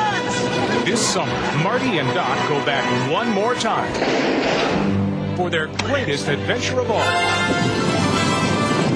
Doc's living in the past. Don't try it, Tanner! But he's about to be history. What kind of a future do you call that? I'm going back to 1885 and I'm bringing you home. It's the last roundup. Come on, run! It's the final showdown. Hey, lighten up, jerk! Where Marty makes a name for himself. What's your name, dude? Eastwood. Clint Eastwood. What kind of stupid name is that? Doc meets his mate. You saved my life. I'm a proud hunter, service. And Tannen meets his match. I'll hunt you and shoot you down like a duck. It's Dog Buford. Shoot him down like a dog. Michael J. Fox. Where'd you learn to shoot like this? 7-Eleven. Christopher Lloyd. There's a fella that can't hold his liquor. And Mary Steenburgen. I never ever met a man like you before. Gentlemen, excuse me, but my friend and I have to catch a train. This summer, Steven Spielberg and Robert Zemeckis invite you. Come on, Marty! To the Rough Rider. Rip roaring, rootin' tootin', straight shootin'. Hold up! It's a science experiment! Rousing conclusion of Back to the Future. Let the festivities begin! Back to the Future, Part 3. So, moving on to the third one then, and traditionally the third one is the one that gets the most shit. I personally am going to stand up for it, but where do you guys come down? CT, do you want to go first? Well, this was the opposite for me. What two was I was really disappointed with this one for the longest time. It took me a long time to like this movie, and I don't really know what it was. I think coming off the number 2 being so crazy and so science fiction-y, that 3, which is really more of a spiritual successor to 1 than 2 is, 3 just seemed like a letdown to me. And probably one of the things was the ending and the whole lead up to, like, we're going to destroy the time machine, that being a major part of what Doc is saying all the way, really from 2 all the way through the almost the end of 3, and then there Doc shows up with the train time machine and undoes everything he's been saying for the last 2 movies. That was disappointing. I thought there wasn't a whole lot of time in 85 to resolve the thing they'd set up with the car. I mean, I don't know. Some of that stuff just sort of seemed a little bit like, all right, we said we were going to deal with this, and here we've dealt with it, and now we're moving on. But since then, I have really come to like it. I think I didn't realize for the longest time that this movie is more about Doc than Marty, and until I realized that, I didn't like it. So I've really grown to like it. I think it is a good third entry, but it took me a long time to get to that point. Pax? Yeah, I echo CT. Since when I saw it in the theater for many years, it was my least favorite. I enjoyed the movie, but usually when I would watch a marathon of the trilogy, I'd be like, oh, now I got to watch 3, and that was my thing for years. But kind of like in the last 10, 15 years, I really have come to love 3. I mean, it seemed like they had so much fun. Just the Western setting is great. I'm a big Western fan, and just watching how they play with that, and watching Mad Dog Tannen, and just seeing that whole. There's just so much fun in that movie that now I adore it. I mean, it's become my second favorite now. I like it better than the second one now, which that kind of goes back and forth depending on the year I watch it. And I'm like, oh, well, maybe I like 2 better this time. But lately it's been 3 has been my second favorite. It's just so much fun. They let Wilson off his leash and he just goes nuts in the movie, and just, it seems like a lot of fun, and I really enjoy it. And I think it's a really good wrap up to the series, and just, they took it to a great, and I love, building Doc's machinations, how he's in the Old West and he makes a refrigerator that's as big as a barn just for one ice cube, and building the train and doing I just loved all of that. And so, I mean, it's my second favorite, and I enjoy watching it now. Now I no longer am like, I got to watch the third one. Yeah, I think I like the third one, and I think that the trilogy works, that the first and the third are the strong bits, like a bridge almost. You have the strong supports either end, and then you have the bridge in the middle, which is 2, and the view from the bridge is beautiful and wonderful and fun and everything, but it's not as solid or as great as the bits either end. Doesn't fully work as an analogy, but you know what I mean. No, John, nobody knows what you mean. It's absolute piffle. And I think it's because the first one and the third one are telling stories, whereas the second one is kind of examining themes we've already set up in the first one while setting up themes for the third one. I think the main problem I have with the third one is, first of all, you're right, the ending is piffle.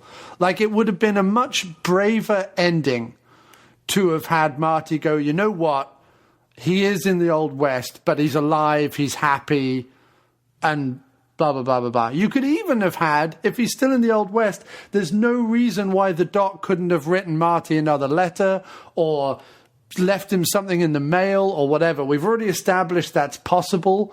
There's no reason why he couldn't have done that, or, you know what I mean? There's something he could have done. He could have got them to erect a memorial or something, or erect a statue or something in 1885 that's still there, or something like that. You know what I mean? There's something you could have done without it having to be like, oh, and he comes back and he's got 2 kids called Jules and Vern, and they're on a flying train, and chitty chitty bang bang, and away we go. You know, like they could have done something that was better than that. I completely agree that is horse apples, considering what they've gone through the whole movie. The second thing is that if you're going to have the balls to say, no, this is the movie where we focus on Doc and Doc falls in love, then make that the focus. It's 2 scenes. It's one scene, they dance, he goes back to hers, they look through a telescope and they have sex. And then the next scene, he's like, sorry, I can't be with you anymore, I'm fucking off. And then she's like, well, screw you then. And she cries and he leaves the lavender on the thing. And then the next thing, she hears from some guy on a train, oh, no, he really loved her. So she runs off and they have a big rom-com ending. and I, it's 2 scenes. And then there's all this stuff about, Marty and Biff and blah, blah, blah, blah, blah. And as fun as all that is, and that's all great fun, I love all that stuff. If you were to be really ballsy about it, you should have told the love story properly. I was going to say about the trilogy, and I'm not sure whether I'm right in this and whether I'm not, but I feel like in the trilogy, the women kind of get the short thrift. You know what I mean? Like, yeah, probably. Because I mean, like you said, Jennifer gets written out of 2. And I don't know if she necessarily had to be, but no, especially when he finally does tell her at the end of 3, wow, we've been time traveling. She's like, oh, okay, then, yeah, this makes sense. Look, I've got this in my pocket. Like, she doesn't, it's not like when she finds out, she's like, what?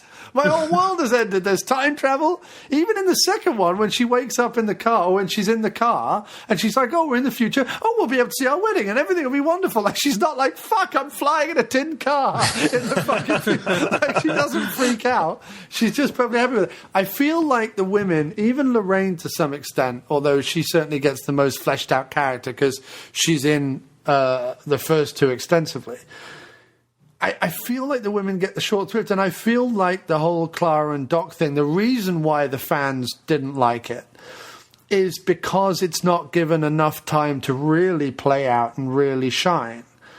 And because I think that the whole argument simply is, look, Doc, you shouldn't be doing this because you're changing the course of the future and blah, blah, blah, blah, blah.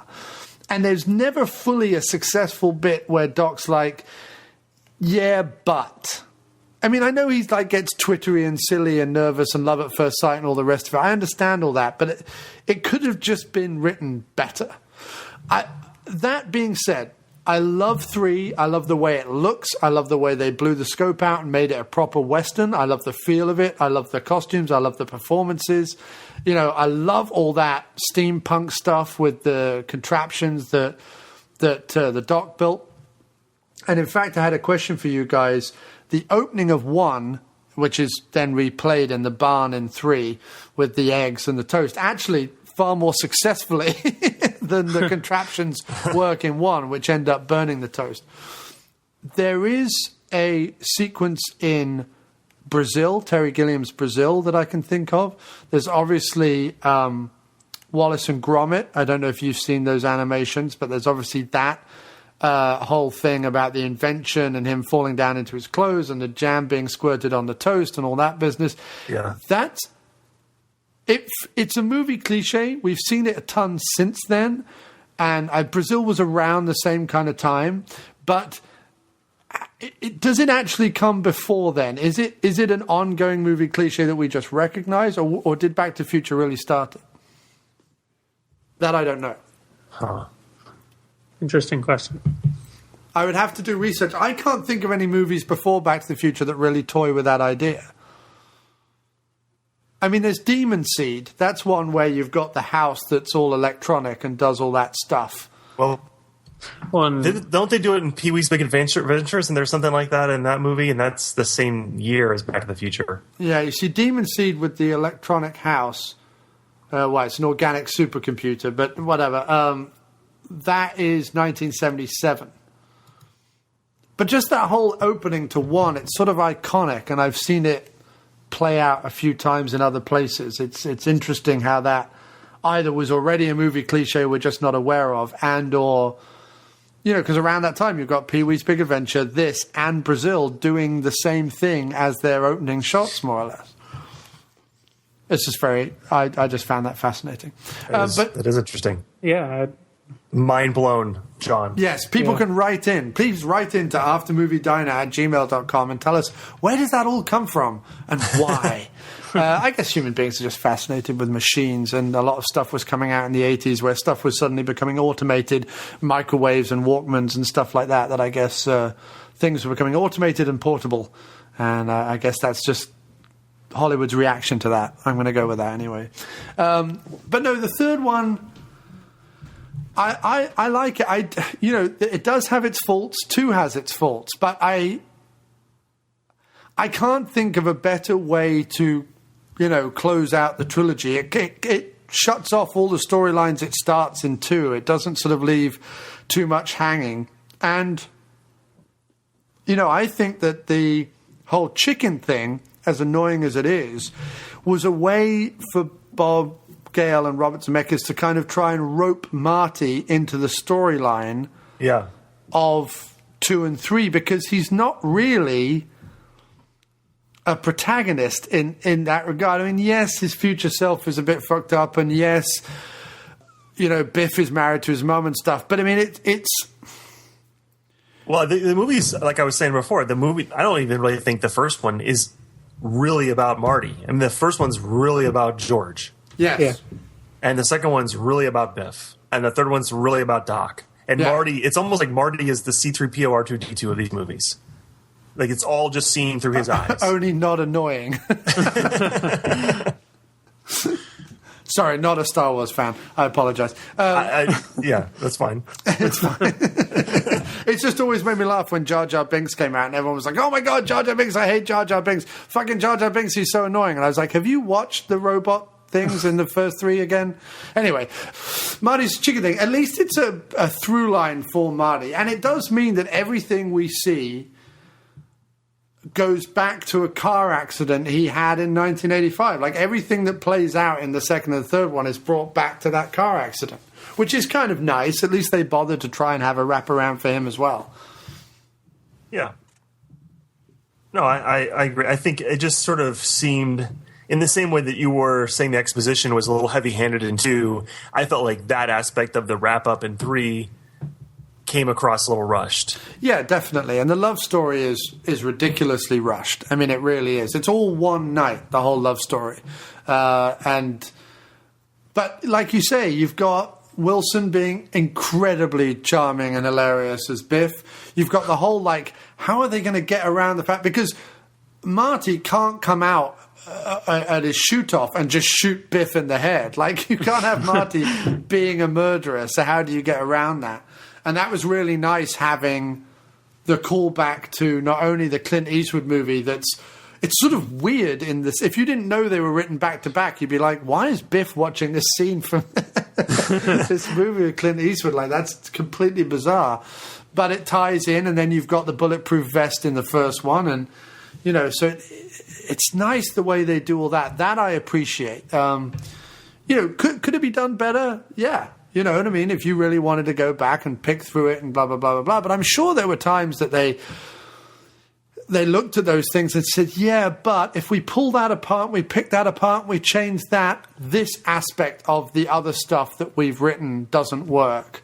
You know what I mean? You worry about something this carefully constructed that you pull. It's like one of those machines at the beginning of one. Right. You pull a pin out of it, or you disconnect it, or it's like the game Jenga. You pull the wrong piece out and it all comes toppling down. Pretty much. Yeah. But Guy, I mean, did you have anything more to say on the third one? I've got some listeners' comments I want to run through and then have your feedback on as well before we finish. But did you have anything more on 3?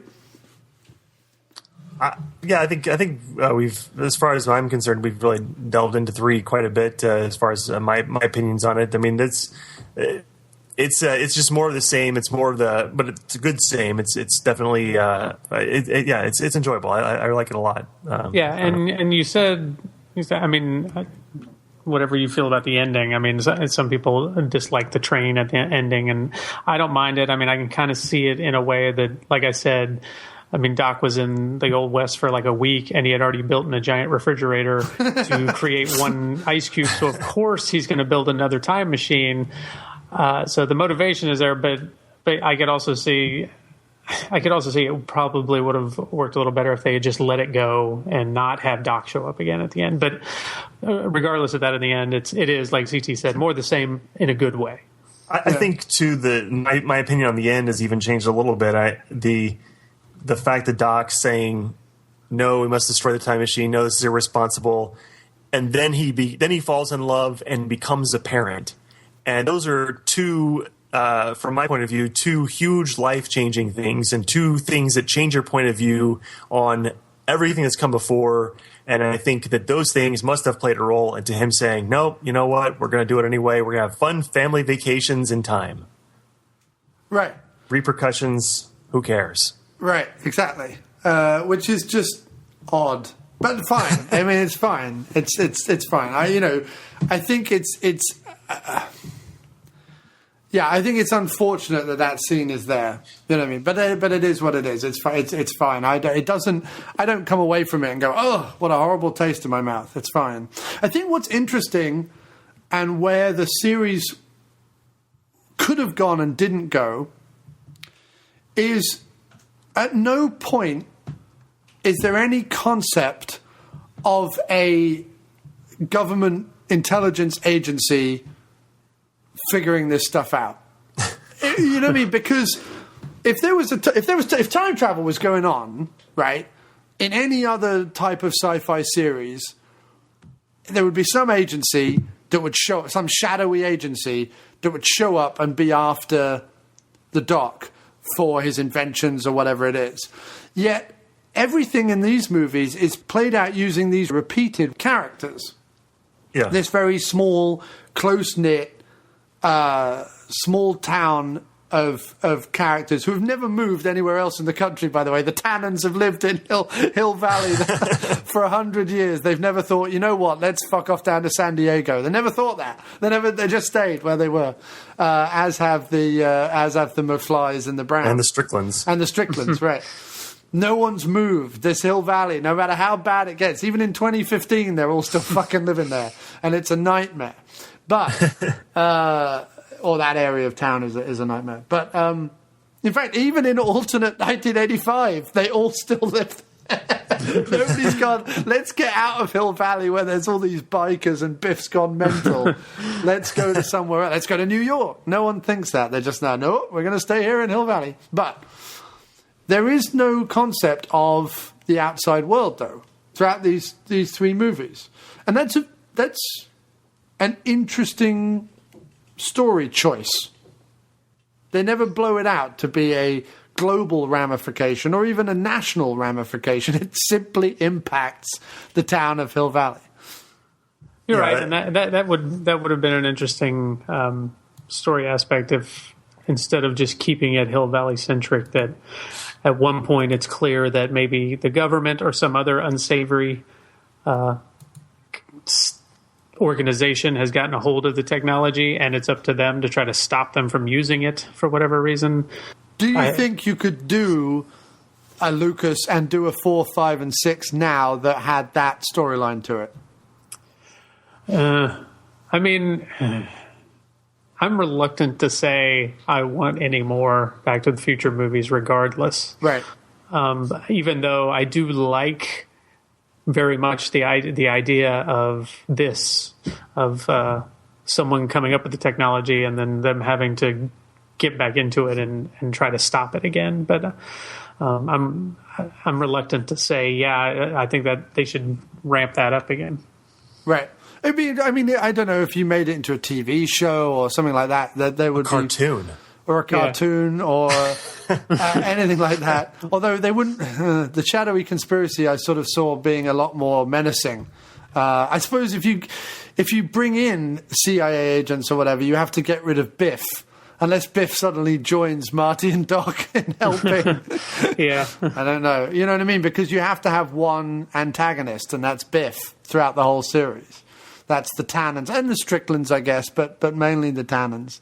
And maybe Biff is one of the heads of whatever this shady organization is, because he's still steaming about everything that's happened. But I think it's a great series. It's brave that they attempted to do the future. I think Robert Zemeckis said, the problem with doing the future is you're always going to get it wrong. And, the fact that they still have fax machines in the future is kind of laughable and all that kind of stuff. We don't know yet. We don't know if fax machines may come back. We still have... There'll be a resurgence. 14 months before we find out. Yeah, right, exactly. Well, no, not if it's November 2015. You're right. Is it November or October 2015? It's October 2015, right. So we still have a couple of years to know. Yeah. But it's exciting that we're all going to be alive in 2015. Well, let's hope. As far as we know. Well, yeah. Oh, touch wood. I'm assuming that I don't leave my apartment tomorrow morning to go to work and get hit by a semi. If I do, then I've just become like the Nostradamus of podcasting. And really, I should have been predicting lottery numbers and all that. But if I foresaw my own death. So just to wrap up then, guys, we'll wrap up the show with a few of our listeners' comments, if you don't mind. Yeah. Okay, cool.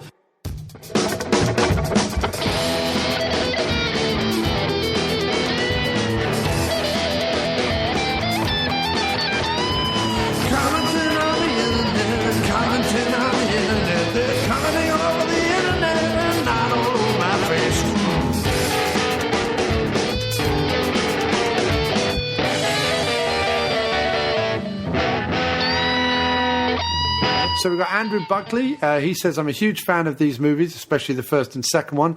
Great storytelling, very funny and entertaining as all hell. I don't think anyone here on the panel disagrees. Chris Jones says, I love these films. I always remember growing up and enjoying the original flick and how excited I got when they started to show the trailer for the second film. I particularly remember working for 6 weeks to save up enough cash to buy the second film on VHS as a 9-year-old. I was washing my parents' car, helping my uncle clean his garden, literally anything to save up the £15 it would take to buy the film. Incidentally, I bought a copy from Boots, that's a drugstore in the UK. Back in the 80s, some stores would sell videos. And then he says, then my parents took me to the cinema to see the third film. Brilliant. I think it created a gold standard over middle film endings for trilogies in Back to the Future Part 2, and I still get a tingle after Marty goes looking for the only man that can help him after Doc gets taken out by the bolt of lightning. We see the ending of the first film and the music kicks in as Michael J. Fox comes running into shot for help. Did you have any comments, by the way, on the end of the second one and your feelings on that?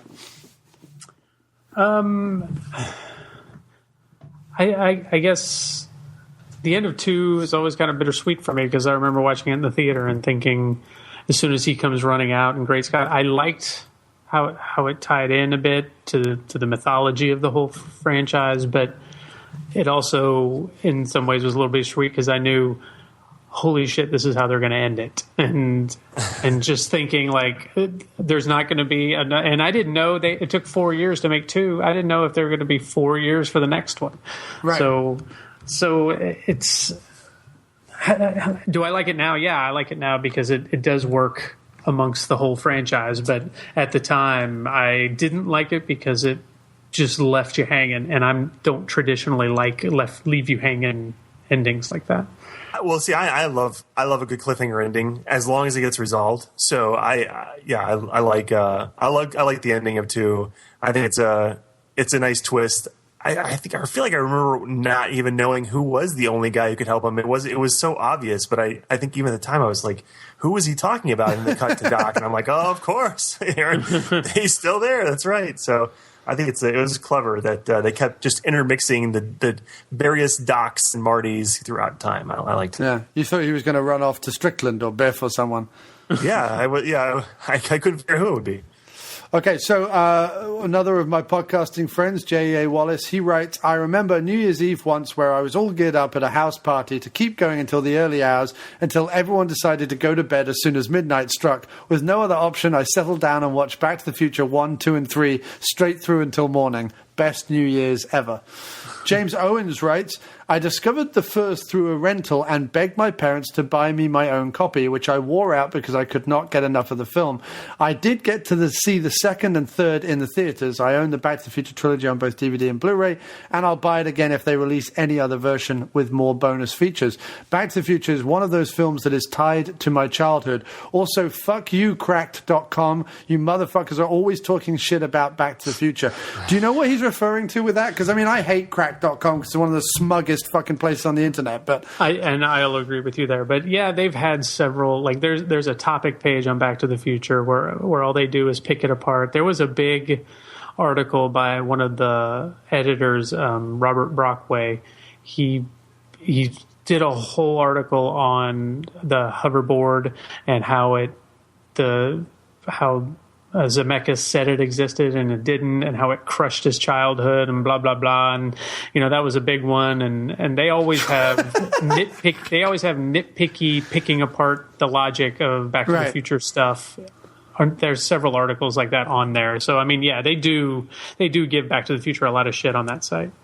Assholes. I mean, that just sounds like a grown man being like, I don't have a hoverboard. Why don't I have a hoverboard? Yeah. What a twat.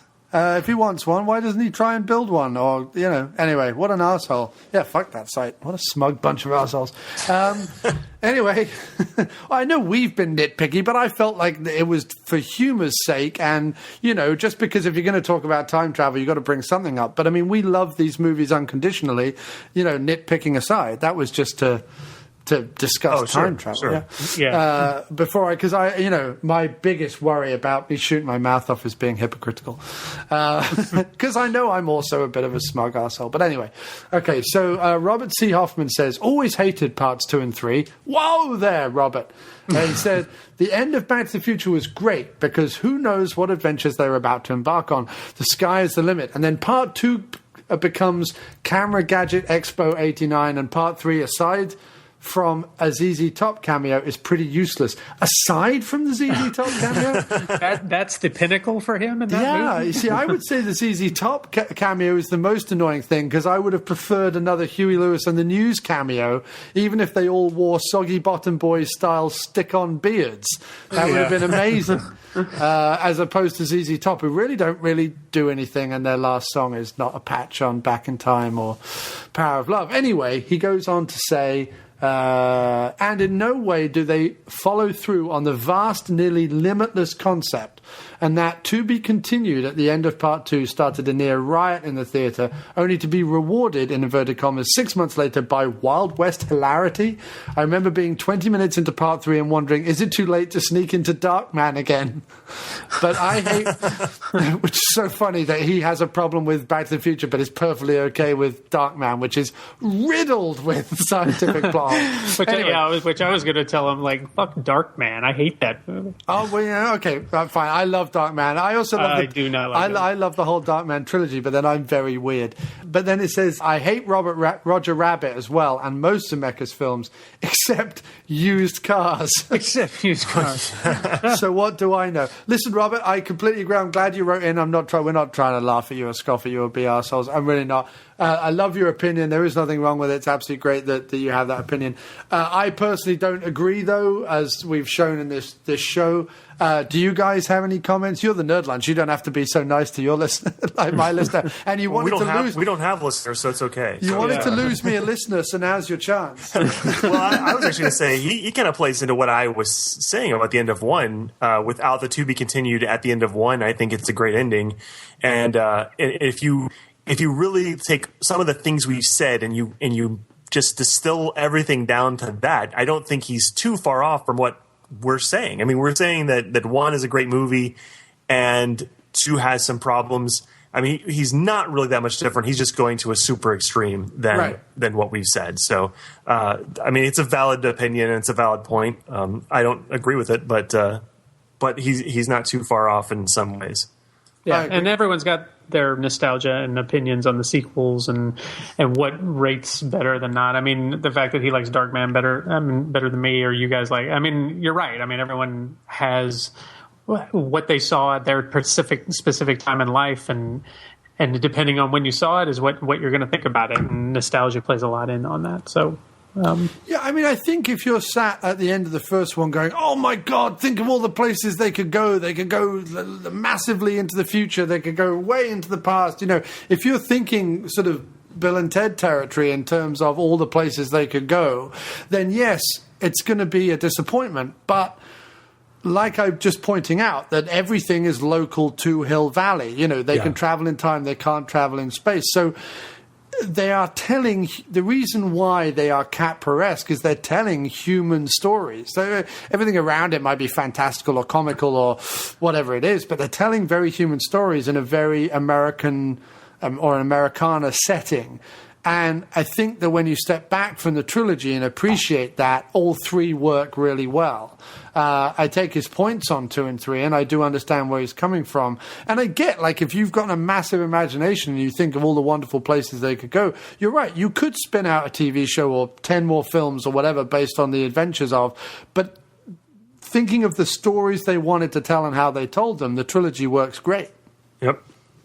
Okay, D. Shaw from Three Black Geeks, he writes, I love all three. It's bold to say perfect because the third one was ruined because Doc came back with that ridiculous time machine train. Seriously, how did that thing run? And don't say the hoverboard gave Doc all the materials he needed, because most of those components wouldn't be made until the 40s or as late as the 80s. Still, I love it, D of Three Black Geeks. Fred Holmes writes, loved each and every movie of the trilogy, loved each of the actors as they worked magic on the big screen. Timeless classic. And David Brighton writes, an entire generation bitterly regrets the promise of hoverboards has not come to pass. I demand my hoverboard. So he should go and read cracked.com and cry into some sort of mocha chocker foam-filled latte hipster drink about why we don't have hoverboards. No, I'm kidding, Dave. I'm kidding. I would love a hoverboard too. In fact, I never even had a skateboard. In fact, I had very little in the realm of energetic toys as I was growing up. So I don't know what I'd do with a hoverboard. I'd look at it and go, oh, look, it hovers. And then I'd walk away and be bored. So are you guys pining over any of the technology that they have in these movies that you would like? Yeah, I wish they had the hoverboard or the hover conversion for a car. That'd be fantastic. Or Mr. Fusion would be pretty awesome. I mean, I did get a skateboard mainly because of the first movie, and I actually had the Valtura paint splatter skateboard that Marty has that I was able to get for Christmas one year, and I had it for several years. And then my mom sold it in a garage sale or gave it to Goodwill. But that was the main reason I had a skateboard for several years, was this movie. So, yeah, I wanted a lot of the stuff that they had. And if you could go anywhere in time, where would you pick? We had talked about this. I think off the top of my head, the first thing I'd do is I'd love to go back to 1977 and watch Star Wars on the big screen when it first came out. Nice. Yeah, there's so many choices. I think I probably would be something similar where I'd go back in time and relive some sort of nostalgia, or just even hang out, like just visit this, go back to like 1982 or something, and just visit like the stores or the restaurants or the things that I was a little bit too young to remember, but I still kind of vaguely remember, and see how that matches up with my memories, which is kind of a boring thing to do. But would you fix, change, interfere, or meddle with your past selves at all? Pax. That's a tough question because I'd like to say I'd like to go back and see myself. I mean, I don't know. Probably not when I'm older. Maybe I'd go back when I'm a kid and maybe meet my parents and when I'm just a baby or something and something like that. I'd like to see myself at certain points in my life, but it'd be really hard. I wouldn't want to interfere too much because I'd be afraid I'd screw something up, butterfly effect and all that. Right. CT?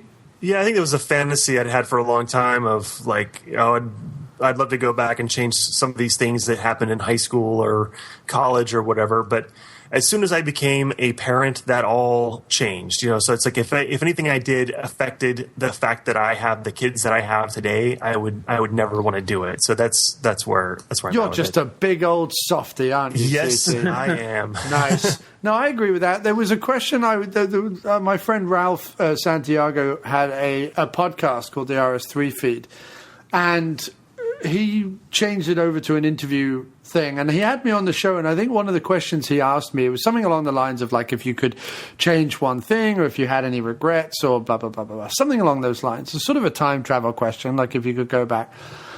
And I started to play back all the things in my life that when I was like a late teenager or early 20s really bothered me and I was upset about and I was angsty about, and I was, be it my parents' divorce or be it like where I went to school or be it the people who bullied me or whatever it was. And I went through everything in my life and I suddenly thought to myself, you know what? And it's similar to what you're saying, CT, only obviously I don't have kids. It's like, but if I change one of those things, I'm not here in New York in 2013, happily married, doing this podcast and just loving it. You know what I mean? Right. I change any one of those things. Who the fuck knows? And as you get older, especially things like relationships and divorce and things like that, as you get older, you're like, there's a reason that shit happened. Human beings have to make their own decisions. Human beings, like when they're not happy with the situation, have to kind of move forward and adapt. And if they don't, if you went back and meddled with that, Christ, what's that got to do with you? Nothing at all. So, yeah. It's a little bit like that Star Trek V monologue from Kirk. It's he man, has all that stuff. You just compared me to Shatner. You're a friend for life. He goes through that whole thing about I need my pain. I need that stuff. It makes me who I am. And I mean, I'm not quoting it word for word, but it's the only good scene in that movie, and it's really really poignant. And I understand that more and more as I get older and older. Yeah. Well, there's a very similar revelation in by Picard and Tapestry. Yeah. Along the same lines, but yeah. But Shatner's better. Yes, I agree. We just nerded up your podcast, John. Hey, dude, I love my. Are you kidding? I didn't call it like the Nerd Lunch Show, but I mean, I'm a nerd about certain things, and Shatner is one of them. Having seen his one-man show, and when he sang "I'm Real" at the end, that song that he did with, is it Brad Paisley and him did that song or something? I think it's the one he was off. The one that off the album he produced with Has Been. When he performed that live, knowing as well that it's one of my wife's favorite songs that Shatner does, when he performed that live, I had a single man tear. Like, I was like, that's awesome. And it's a totally ludicrous, egotistical, mad song by a country and western guitarist that I'm not really bothered by, and Shatner. But I'm an enormous nerd when it comes to stuff like that. So don't you worry. In terms of what part of history I would go back to,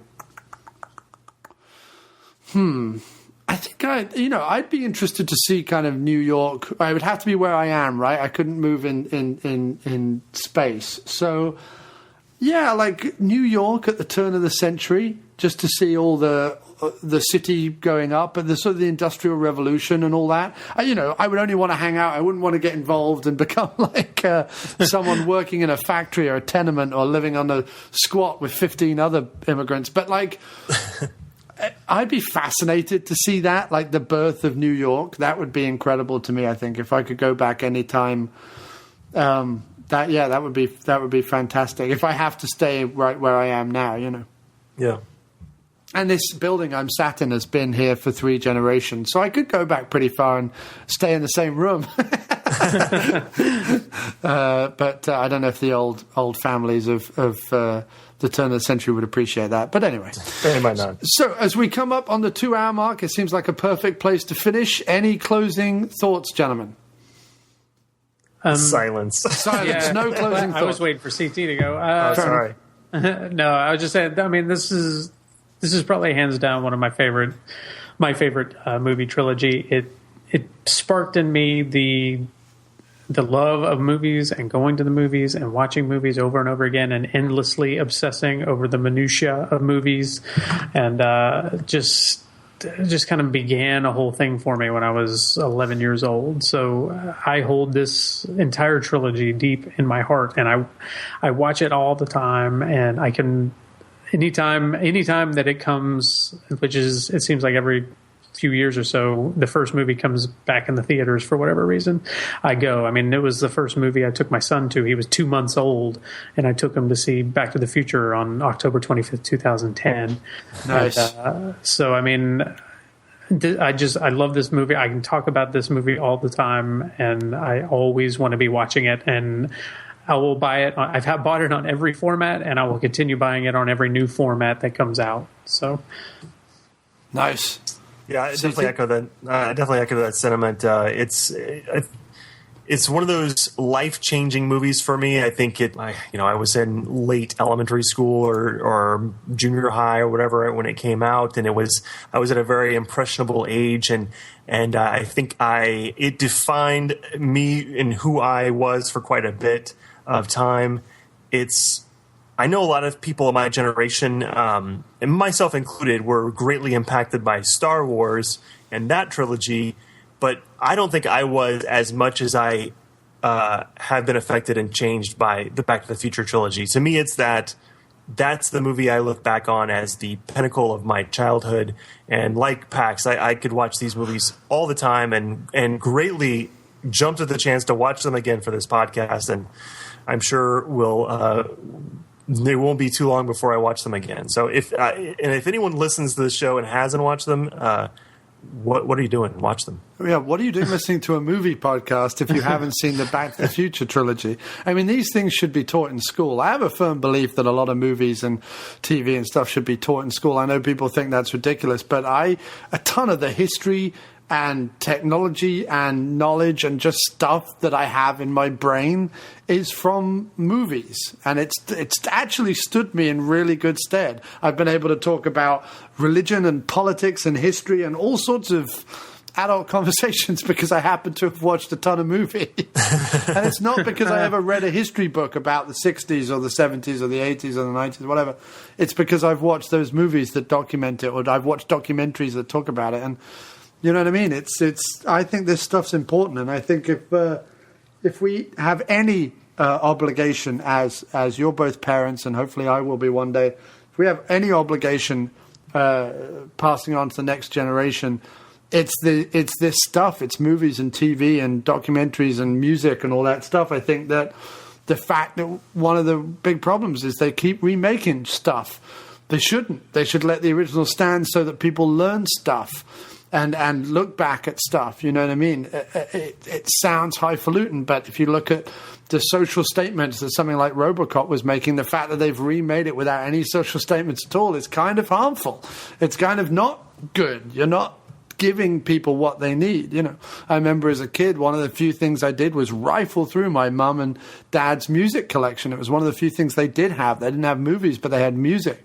And the moment you get into music and all the different things that leads to, you learn about the history when that music was made and the country that music was made in and the people who made it and why they were doing it and the people who influenced them and all that stuff. That's all really, really relevant stuff. And that's what you lose if you ever try and just sort of remake stuff rather than doing it originally. So that's and I feel that way about Back to the Future. And I think it says a lot about it's a very clever series of movies. It says a lot about human beings' love of a lot of stuff, a love of family, love of people, love of technology, love of the history and everything else. But it also says something about America as a country without it being too political or without it being too satirical or without it ramming anything down your throat. There's a lot you can read into it if you're so inclined. It's also fascinating. So I love him. So you don't want to hear my pitch for a Back to the Future remake then, is what you're saying? No. I honestly, I know everyone goes, but they're just movies. I honestly think it'll be a problem for certain generations unless they look further afield as to where this stuff comes from. There's a reason why single visionaries do and make the movies that they made. To redo it is the more I think about it, and I'm not just saying this because of the movies they've remade, but the more I think about it in a socio-political type way, it doesn't do anyone any favors. Anyway, guys, please pimp the hell out of all your stuff. It's been a great pleasure having you on the show. You're welcome back anytime. Either with or without Jeej, but you're welcome back anytime. Oh, that's right. Jeej wasn't here. Yeah, it's been a real thrill. Thanks so much for joining me on this, and please tell everyone where they can hear you and what you're doing and all that good stuff. Okay. Well, the Nerd Lunch podcast is available on iTunes and Stitcher. We do a weekly podcast covering pop culture kinds of things. So if you like this podcast, there's probably something in our set of shows. We've just hit, not too long ago, 100 episodes ourselves, so we're about 107, 108 at this point. And we also cover fast food, junk food topics as well, so we do cover some of the lunch part of that as well. And you can, like I said, iTunes and Stitcher. You can also find links to all the podcasts and additional blog entries sometimes on nerdlunch.net. I am on Twitter at NerdLunch. We have a Facebook page. Those are the main social media outlets. Pax, I'll let you go into your stuff, though, too. Yeah, other than being on Nerd Lunch with CT, I have a pop culture blog at cavalcadeofawesome.net. I also co-host another podcast called The Cult Film Club, which is a monthly podcast, and we cover, like, cult films, and we watch them, and usually we try to pick ones that we haven't seen before and are considered cult, and decide if we think they are cult or not. And I am on Twitter under my name, Paxton Holley, PAXTONHOLLEY. I guess I would be remiss if I did not mention that there is another podcast that I do deny being involved with. It is the James Pod podcast. It is a podcast about James Bond and also not about James Bond. So it's also a monthly podcast available on iTunes and I think Stitcher as well. Great. Fantastic. Yes, I urge everyone to listen to those, read those, go there, do that thing, follow, tweet, text, all that stuff, Stitcher, iTunes, all great. Well, thanks again, guys, for being on the show. It's been a real pleasure talking to you about these films tonight. And, welcome back anytime. Let's figure something out before we turn 200. Sounds good. Thank you, John. Yeah, thanks for having us, John. I had a blast. No worries, guys. All right, take it easy.